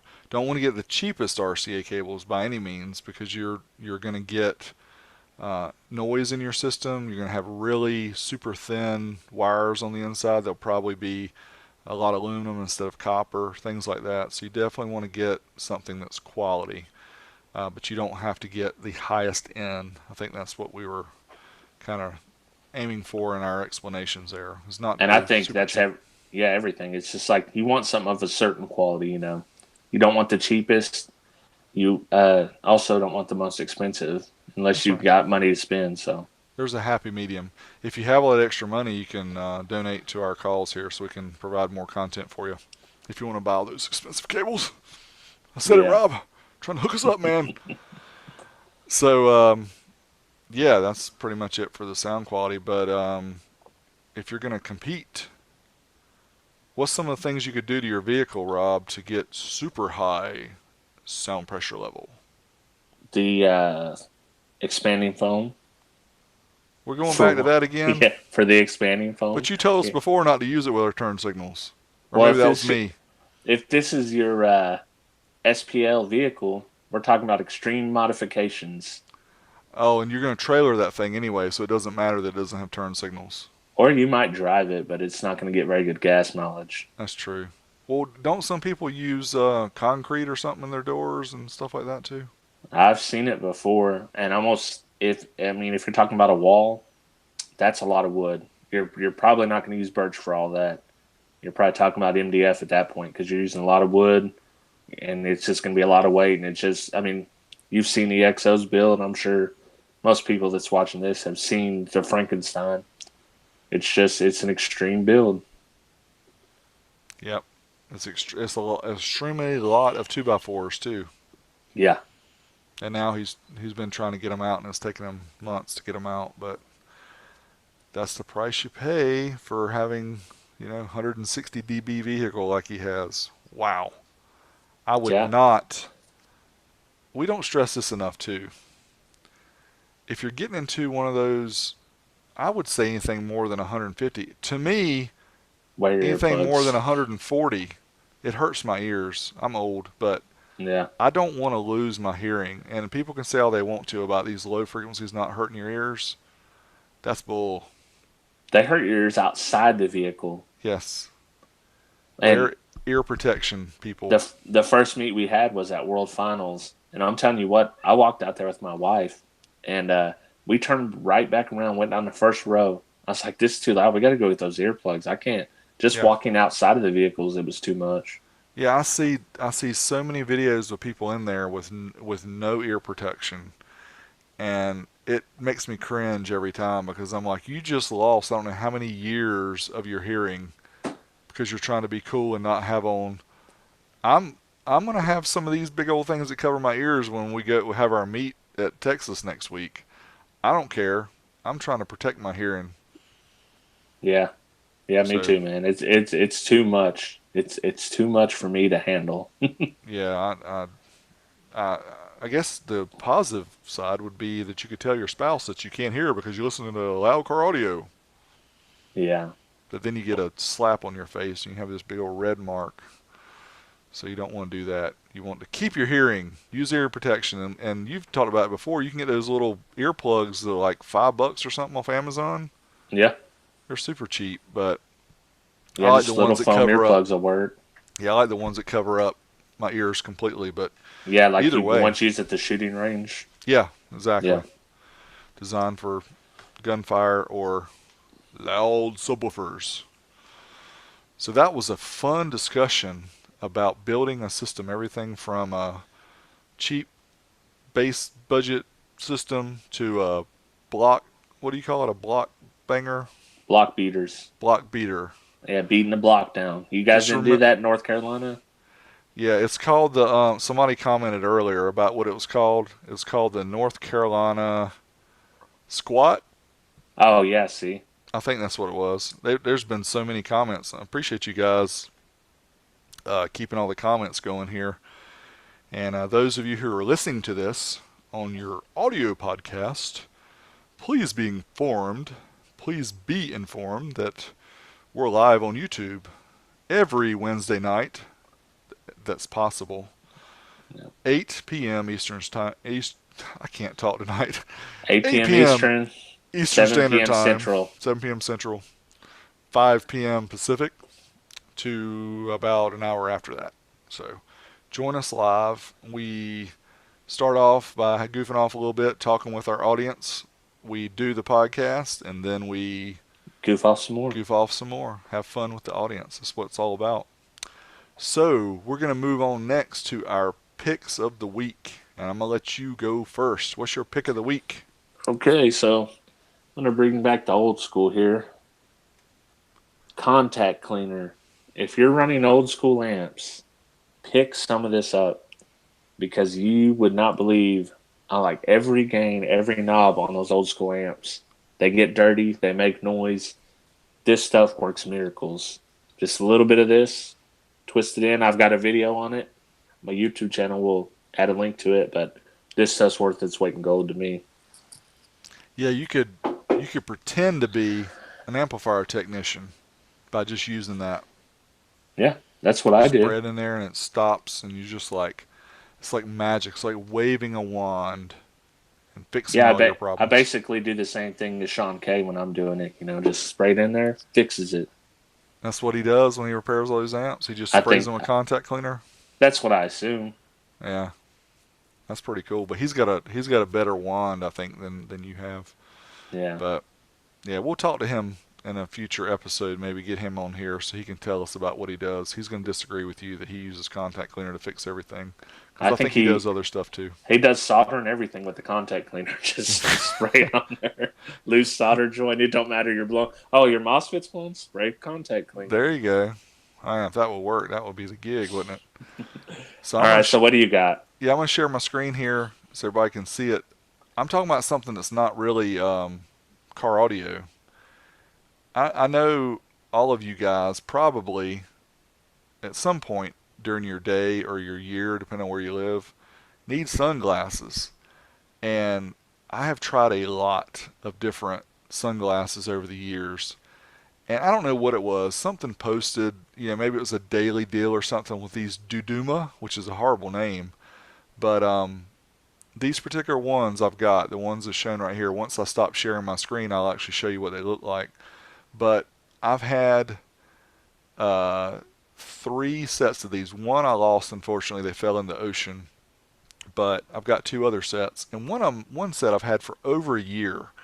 And those of you who use sunglasses know sunglasses, even the quality ones, after a period of time, they lose, like the lenses, you'll clean them and they won't stay clean. They'll have spots on them from water. They'll start peeling because the plastic is cheap or whatever. But I'm going to stop sharing my screen here so I can show you. These things were only 20 bucks, and I've got them right here. And those who are watching can see them. These are exactly the ones you just saw, Duduma, and I like them. I've also got the ones that have some with the yellow lenses too. Those are really slick, but they've got the true UV 400 protection, and they're also what is that other thing that's usually really expensive? That Blue blockers. Yeah, they're blue blockers too. They block the blue light. But what was the other thing called? Why am I drawing a blank? That's usually really expensive when you buy sunglasses. Oh, the polarized. Polarized. These are polarized as well. Yeah, Polarized. that So makes a big difference. it makes a huge difference. And 20 bucks. I've tried to get up with this company to tell them how much I like these. And I know sometimes we'll talk about stuff that we've used a couple of times or whatever. But literally, I thought about this when I thought about our, what a product of the week, and something that truly I use every day. Quality is good. The price is unbelievable. 20 bucks. It comes with a hard case, comes with the cleaning cloth, comes with a soft case. They're guaranteed for life. I know I sound like I'm doing an ad here, but I can't believe the deal that these are. And you're not going to be devastated if you lose those. No, for 20 Most importantly, bucks. yeah, Right. I think we've all probably spent 100, 150, $200 on sunglasses, and then you lose them, you sit on them, whatever. What a bummer, right? Get something like yeah, this and just buy a few extras, and that way if you lose them, whatever, 20 bucks, it is what it is. yeah. But you can read the reviews. They're really good reviews on them too, but I'll stop talking because I'll keep talking all night about how much I like them. We got other things to talk about. So what about our audience feedback? I know I, we I've just got them. We've got cool. 24 reviews on the Apple Podcast app right now. And before I read some of them, it's important to mention that our giveaway, when we get up to 100, we're going to pick by the comments. So if you just rated it, I like that. But also leave a review so you can win one of these prizes. So let me get into what they said here. And this, our boy, Juan Martinez, I know it is. He's in. He's going to be at the meet. It says, "I'm a hobbyist. Look forward to these podcasts every week. Keep up the great work."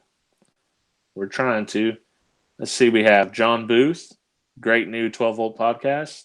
I've been in car audio for many years, but not to the extent I was when I was younger. This podcast has been a good addition to my set of regular podcasts. Keep up the good work. Great topics. We have a few more, and it says, "This podcast is my new thing, so I get my car audio fix while at work." That's Rack Mama. So you guys keep it up. Just keep the reviews going. We like them. Read them all. Absolutely, and remind them again. So I've agreed to give away an amplifier, and you've agreed to give away a subwoofer A once we get subwoofer. 100 on the Apple. It's not called Apple Podcast I, anymore. It's just called what? no, it's not. It's not iTunes anymore. It's Apple Podcast. Apple Podcast. And And I again, know you didn't watch in the pre-show, but the Apple Podcast is the most important one to get a review in because it's the biggest platform for podcasts. right, and that's what we're aiming for. And don't be an Android hater. We're still on Google Music too, and we Yeah. appreciate reviews there as well. It's just for Yeah. getting our content out. It helps us more for the Apple Music if you We can. use iPhone and iPad, but we use all Google apps. We're on a Google app now. We do our documents in Google apps. I know you're just like me. We use Apple products, Google software as far as apps, anyways. Oh yeah, absolutely. There's reasons, and we talked about it before about why we use the Apple products, but some people just can't see beyond them being Apple and will never buy them, and that's your prerogative. Do what you want to do. But Yeah, that's cool. Well, again, appreciate everybody for providing that feedback. And yeah, thanks and all the subscribers we're getting. We're over 300 subscribers now on our YouTube channel, youtube.com/12vtalk. So you can go there. I'm working on a website too, but I just haven't had much time. Trying to do a blog type website so we can put all the details there. So, um, yeah, just hang with us and we'll try to get that done when we Unless get one of time. you wants to be an intern, hit Yeah, us up 12vtalk at gmail.com. yes, Looking for interns. that would be fantastic if somebody has a few can spare some cycles because it's not really that difficult what we need done. It just requires time and yeah, so we'd appreciate it. 12etalk Yeah. gmail.com. So what's going on YouTube? There's a video that I haven't seen that I really want to see that Mark Cardio Fabrication hashtag not sponsor this video, but he should because as many times as we mentioned him.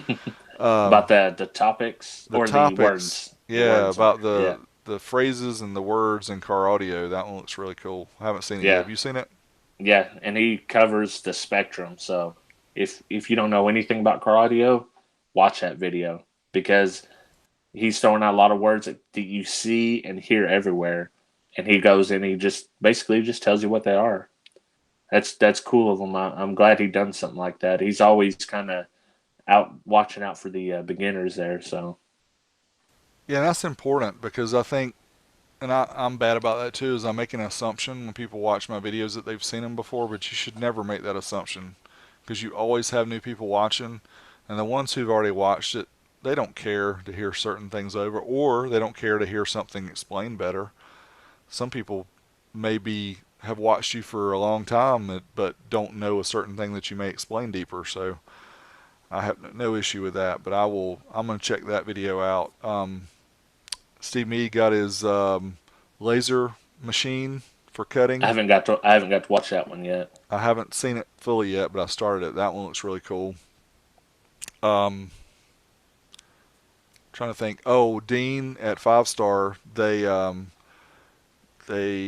gosh, they have got several videos at Kicker, but they also they interviewed a guy from Alderson last night, and I'm horrible about names. I can't remember who he was, but I watched a good portion of that because they were talking about the Alderson thesis and amplifiers and stuff like that, which I'm very interested in. So go check that one out too. That was their live stream on Monday night that they do on Facebook. Yeah, I got to check that. The only other one I watched was Craig's at Old School Car Audio. They're finishing up the build on the little what's it, a Starlet? I think it is. We can ask them next week, but it's pretty cool. They've got, like I said before, they got more in sound deadening in that vehicle than it's worth. Well, didn't he also do the one about the guy who had the was it an Audi that he Oh let yes, somebody else keep, and then they ended up keeping it for like 10 years or yeah, something to finish the system, and he never finished it. That was an incredible. We'll have to yeah, link that to was that one awesome. below so people can watch it because it's almost like a dramatic movie because it really keeps you on your seat and you're kind of like, what's going to happen? And Hmm. you feel bad for the guy, and you know Craig does too, and he's like, well, what are we going to do? What are we going to do about this? So Yeah, that's a good one. We'll talk to him about that one next week. yeah. Again, Hopefully he doesn't make us cry next week. yeah, it don't take much He, to make me cry. I know me neither. I'll be boo-hooing. Yeah. But for those who missed it earlier on, we are going to have a guest on next week, so make sure that you join us, and we'll save time at the end for you guys to ask questions. Rob and I are going to have some questions already drawn up, um, but it's going to be Yeah. fun. We'll talk to Craig, and he's Australia, and he's an old school car audio guy, and I'm excited to talk to him.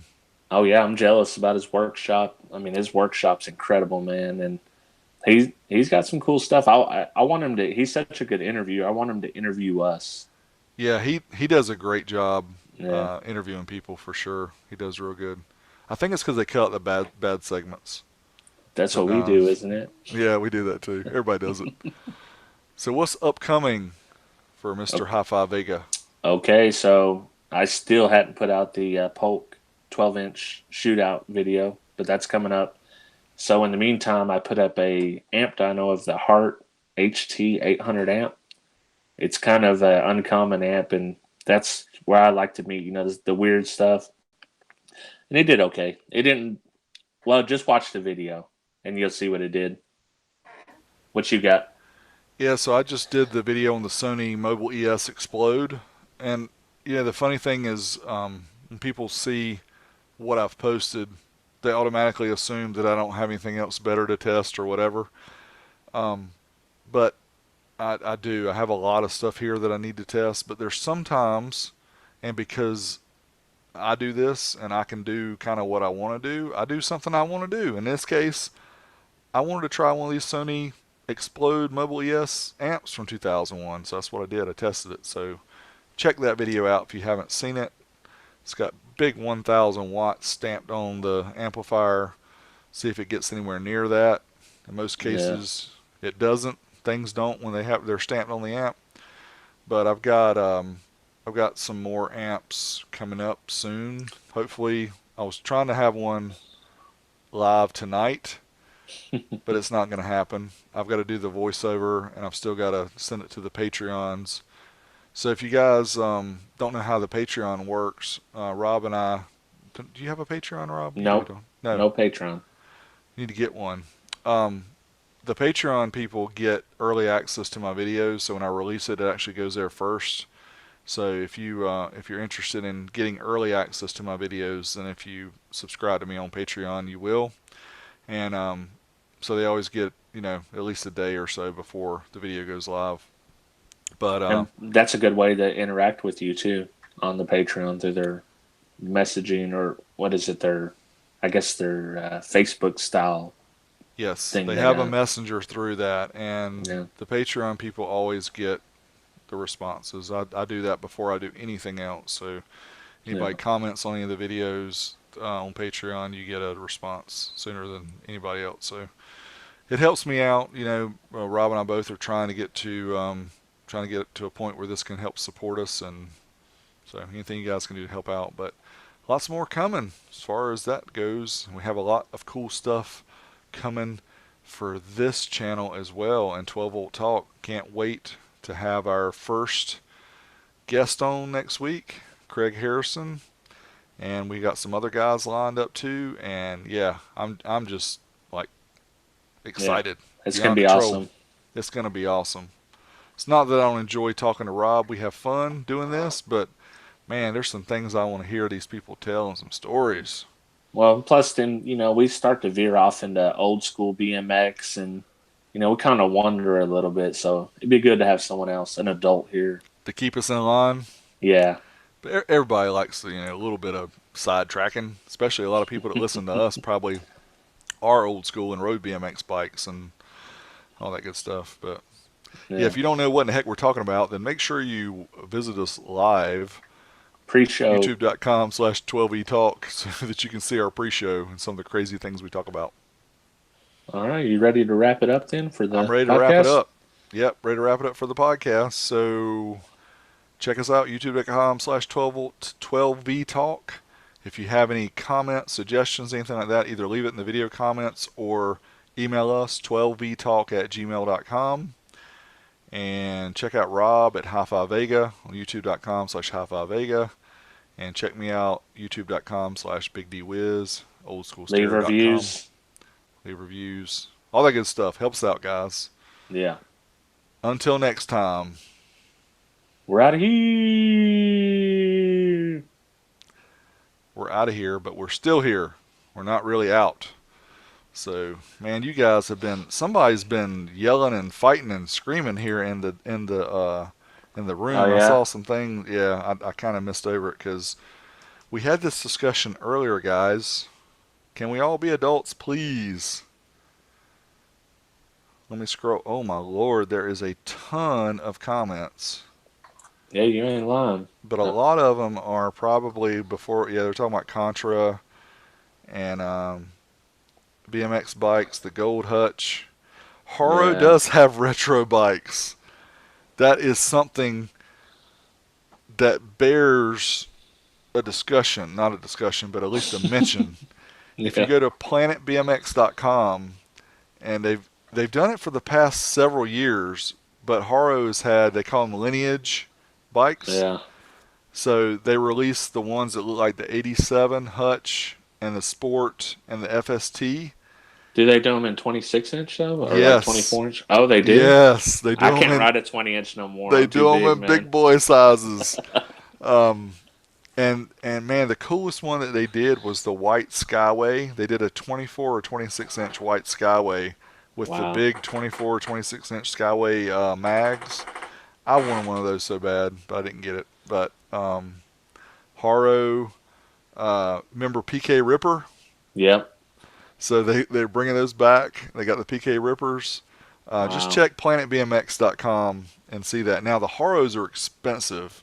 They're $1,200, $1,300. For the retro ones? Yes, for Wow. the big boy bikes. I mean, for the Yeah. 24, 26. But the PK Rippers, and they've actually got a red line, RL, no PL 24, and some of the other versions. Those are like Yeah. 500 or 600. They're a little bit more affordable, and the PK Rippers are $500 to $800 range.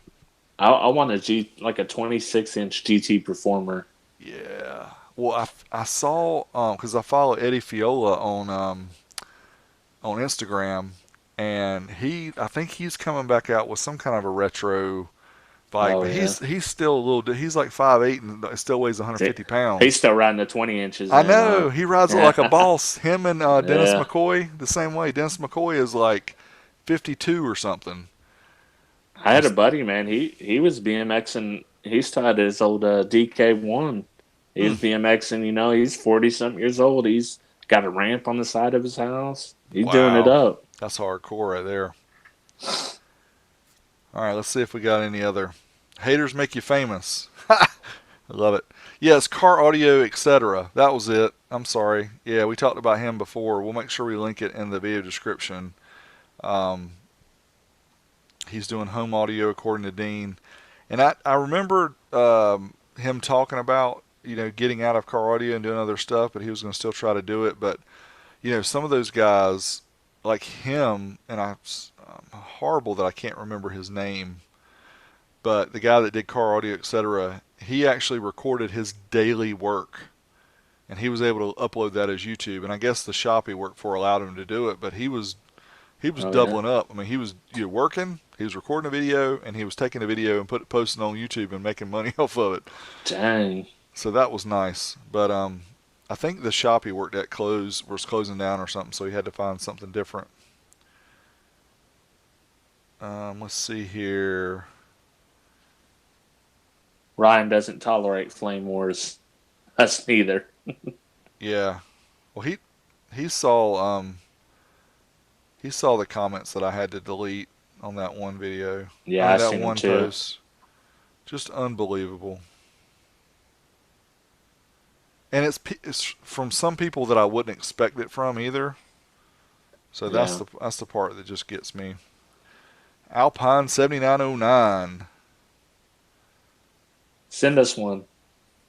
Yeah, we need man, speaking of that, the Alpine video that I posted on I think I put it on Instagram and I put it on Facebook, but it was the ad from 1982 that showed the Lamborghini and it showed the chiclets. Did you see that? Oh yeah, yeah. I've seen that. Oh my God, that thing has been shared so much on Facebook, and it's got I don't know how many views. And of course, I didn't own it. I Yeah. got it from Dave's archives, and I tagged him and everything. But I'm like, this is so cool, I got to share it. But that thing got a lot of love. Alpine, you need to see how much love some of this old stuff gets, and think They don't about it. care. They're trying to sell you a PDX. They did without a bass knob. You don't need the bass knob.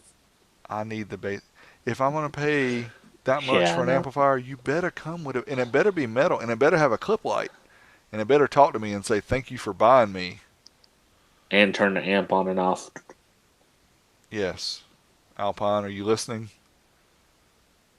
JL Audio, are you listening? Don't include your bass knobs. What's wrong with you people? All right, rant over. Yeah, there's a little bit of the interactions there. 110 OFC with a big three. $300 on wire. I mean, you know what we didn't talk about the wire was welding cable. Yeah, we did. I mentioned it briefly, but I don't think it must not have highlighted enough if I didn't hear it. Um, I don't know. You know what it is? It's that time I listened to bass without my earplugs in.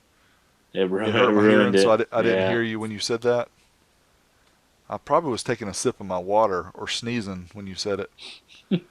Y'all just don't know what happens behind the scenes here. Metra has a DSP cheap. Did you know that? I've seen it, but I haven't seen any reviews or anybody use it yet, though. Oh, Craig had a great video on RCA wires. Yes, he did. Oh, yeah, he We'll did. have to link to that one too. Man, we got so much stuff to link. You know, I need to keep a separate tab up or I something. thought about writing it down on a piece of paper. Just Yeah, all. but if I can just go grab it as we're talking and just put it into our Google Doc or something, that way it'll be easy. Because when Yeah. we go back, and we have to listen to this whole thing again and pull it out.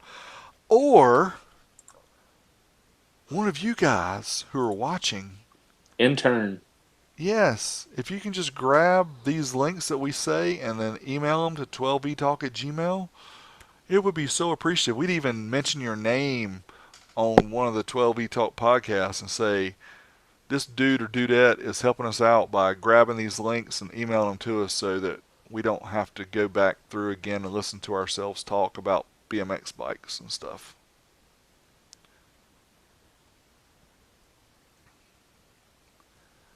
Let's see. You see any more questions there, Rob? I'm looking. I'm looking. I'm way behind you. Yeah, I'm skipping through a lot. The third ERA says I left a review. You guys are awesome. Thank you, sir. Yeah. Did we Uh, read? Did we read his on the last one or I, the one before? I think I did. what if you don't have an iPhone and have one of you boys put up the review? So just grab somebody who has an iPhone near you, and you can go find 12E Talk and then add the review there. You could do it on your computer too. Do it on your computer, or Hmm. I'm sure somebody you know has got an iPad or an iPhone. It shouldn't be that difficult to find somebody. Kirkland sunglasses and Puma at Costco. Okay, hadn't heard of those. What is it? It was Thomas Byers responded about the sunglasses. He said the Kirkland sunglasses. Kirkland is the Oh yeah, that's the house Costco brand or house whatever. brand, yeah. And he said Puma. Puma. It's the Hmm. last time you had some Pumas, Rob. Hey, JDR, he rocks the Pumas. He's got all the old school kicks. Oh yeah, he does. He's still got the NWA T-shirt too. Hmm. Dollar Shave Club. You know, Dollar Shave Club's actually hit me up on my other channel, so Yeah. I may use them. I don't know. Tell him hit us up on this channel because I That's use right. them. I've been a customer for like 3 years now. Yeah, we need to do that. Need to hit them back up. Do do do do do do do do. Sony was a surprise. Yeah, Big D has an old school BMX video. The first two or three videos I have on YouTube are BMX, and one of them has R.L. Osborne and Mike Buff. They were in a mall in Raleigh, North Carolina. We got that. That was before we had audio recording, though. It was just like an 8mm video camera that only recorded, is it 2 or 4 minute at a time? Can't remember. But those guys, you can say all you want about the guys these days and the amazing stuff they can do. They can, but these guys were riding a 4 foot by 8 foot uh, quarter pipe. And guys these days, they can't ride a 4 foot or eight. Is it 8 feet wide? I guess it was 8 feet by 8 feet, but it don't look Yeah. like it when you watch the video. That thing is super narrow, and they're only getting like 4 feet, but still 4 feet, and you're Yeah. 8 feet above the ground. You're 12 feet above the ground. So if you miss the ramp, you're gonna nosedive. But and Eddie Fiola and Brian Skura was the other one. And Eddie was so cool even back then. He's a few years older than me, but just really personable guy. Really cool to hang out with. He let us get on the ramp to take some of the pictures, because you'll see some of the ones where he's doing the aerial and we got the picture. So Wow. that was pretty fun back then. But those were my first videos, youtube.com/BigDWiz. And I wasn't sure what to name the channel back then. I wanted to be something odd. Yeah. Who knew? Big D Wiz. Who knew?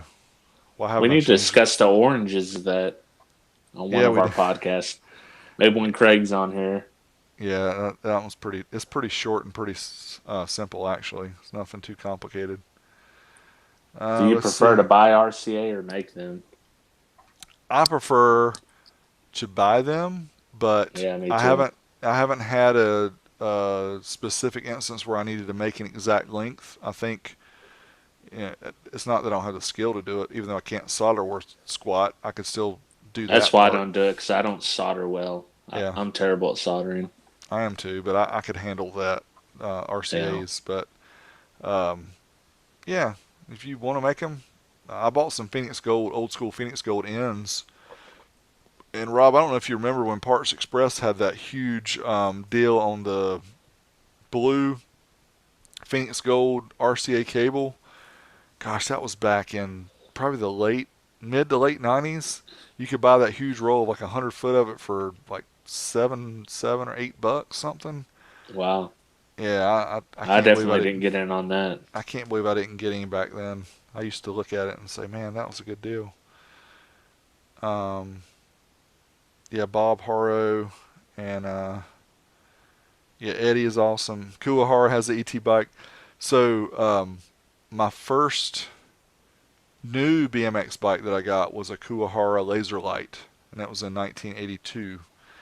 And I remember because they were $199, and my brother and I both got one at Christmas. He got the freestyle version, which had the pegs on the front, had the front and rear brakes. I got the race version, which just had the it just had the Akai black rims. They were the ones that when you put on brakes, it would turn the wheel to silver. They didn't look very Oh good. yeah. But that bike actually got stolen twice. That's another future story that I don't want to go off on a tangent too much about.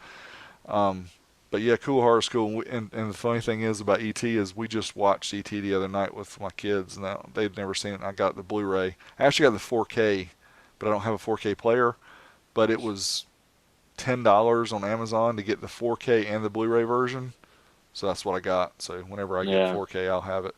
We were at a volleyball tournament, and my son was watching ET. I had downloaded it off of Netflix, I think, on the iPad, and I seen him sitting in that corner. And he just jumped. You know, when they come in with the lights to get Yeah. ET, Yeah. he's like, "That scared me." So he never seen it before? No, Oh, that's and I funny. think he was like 13 at the time. Yeah, that's funny. Let's see. Have either of you guys heard a car audio Class D amp on interiors that compared favorably with a quality Class AB amp? Well, you use one right now, don't you? What? Don't you use Class D full range? But I haven't compared it. Uh, Yeah, it's a JL500/3 is in my SUV, yeah. so I haven't really compared it. But the front speakers in there, they're the Boston, what are they, the Rally series or something, whatever they call those. They weren't the Pro Rally series. Sport. Yeah, something like that. They're not. They don't sound super good to me anyway. They're better Yeah. than stock, but I think I need to put something different in there. But to that comment, I think Rob and I have talked about this before, and I've always wanted to do it.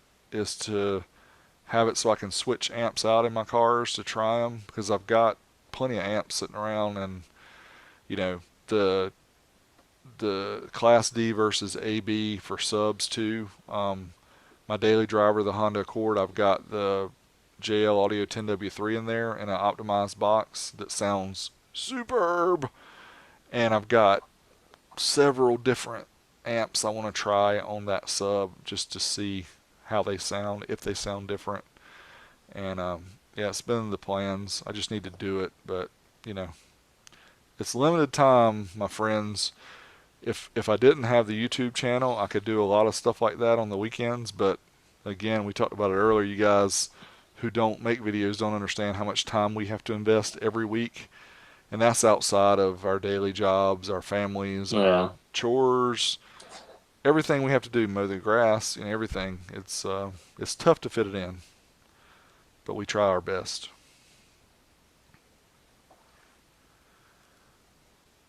I use Type Bond. That's what we use at my shop. Type Bond's the best glue to me as well.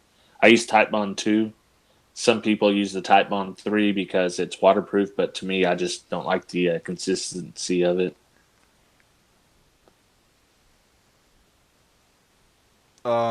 What's with the Fosgate PA speakers?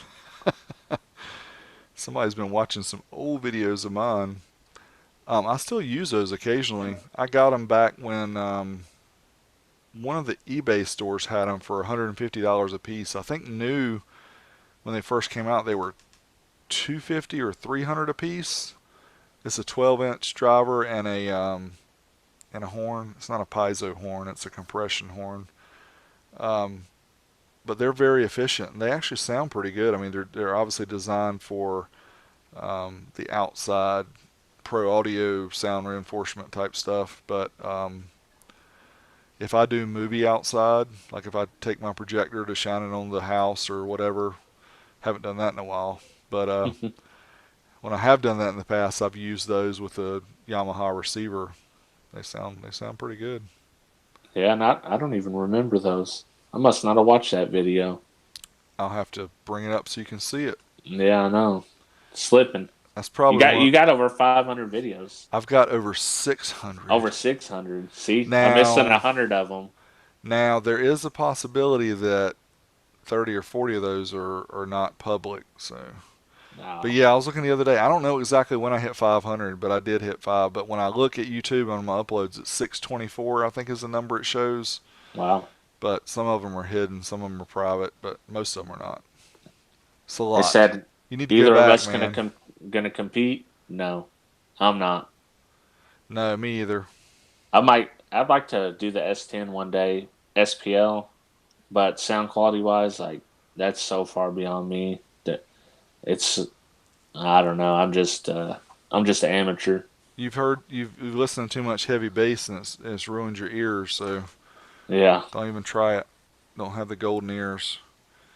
Um, I want to I want to rattle windows in a high school like that guy did when I was in math class, trigonometry. I want to make the windows. You could do it now. You could do it now in the Honda probably. Yeah, not in the Honda. The Honda won't do it. But somebody asked what our day jobs were. Who was that? David asked what our day jobs were. So, as Mike Schultz put it so eloquently well before, I play with Fosgates. That's all he does, I think. He He doesn't does really. some mechanic work at some point, Yeah, but I am an IT support. That's what I do as a daily job. yeah, and I build batteries, big, giant backup power batteries, motive power batteries, stuff like that. Yeah. So we have busy, and we both have very active families and things to do after work. We have to help with homework. Yeah, So we have limited time, especially during the week. I always say that I'm going to work on stuff during the week, but it's really hard to work on video related stuff during the week.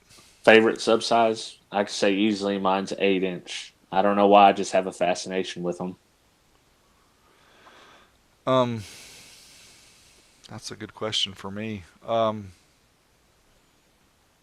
I would say tens because that's what I've used a lot of, but I just got some eights. I'm really interested in Yeah, trying to. I like eights as well. The I think the happy medium between the tight and the deep bass of an eight.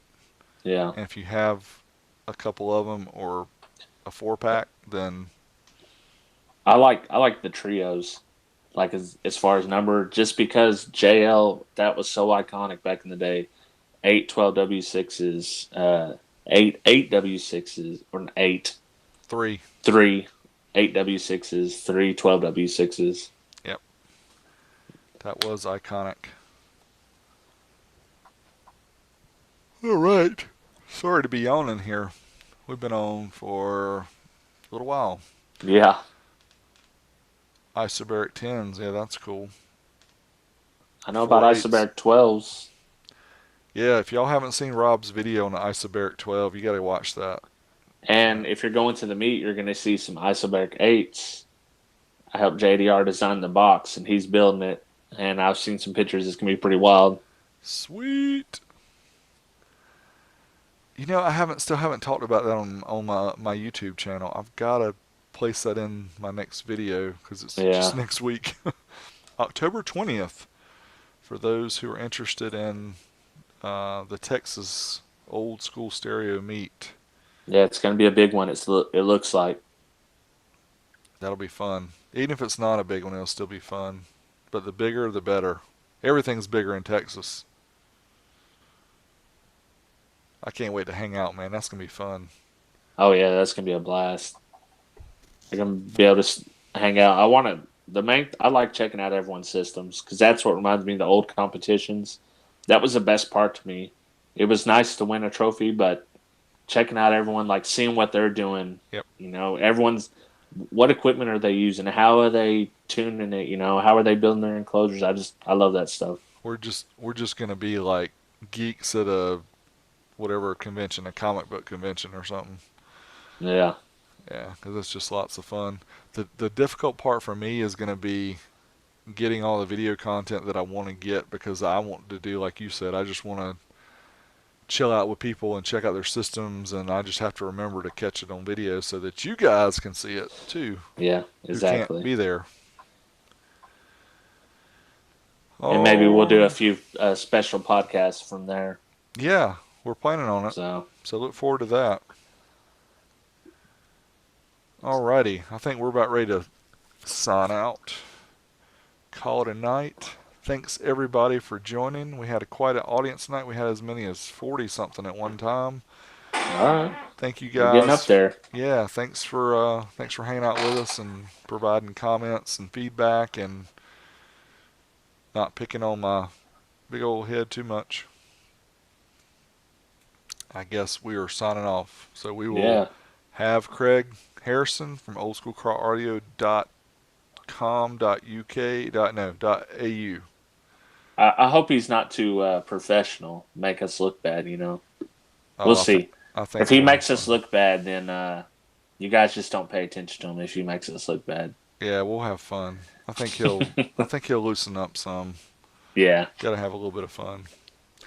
All right, guys. Thanks for checking us out. We'll see you next week.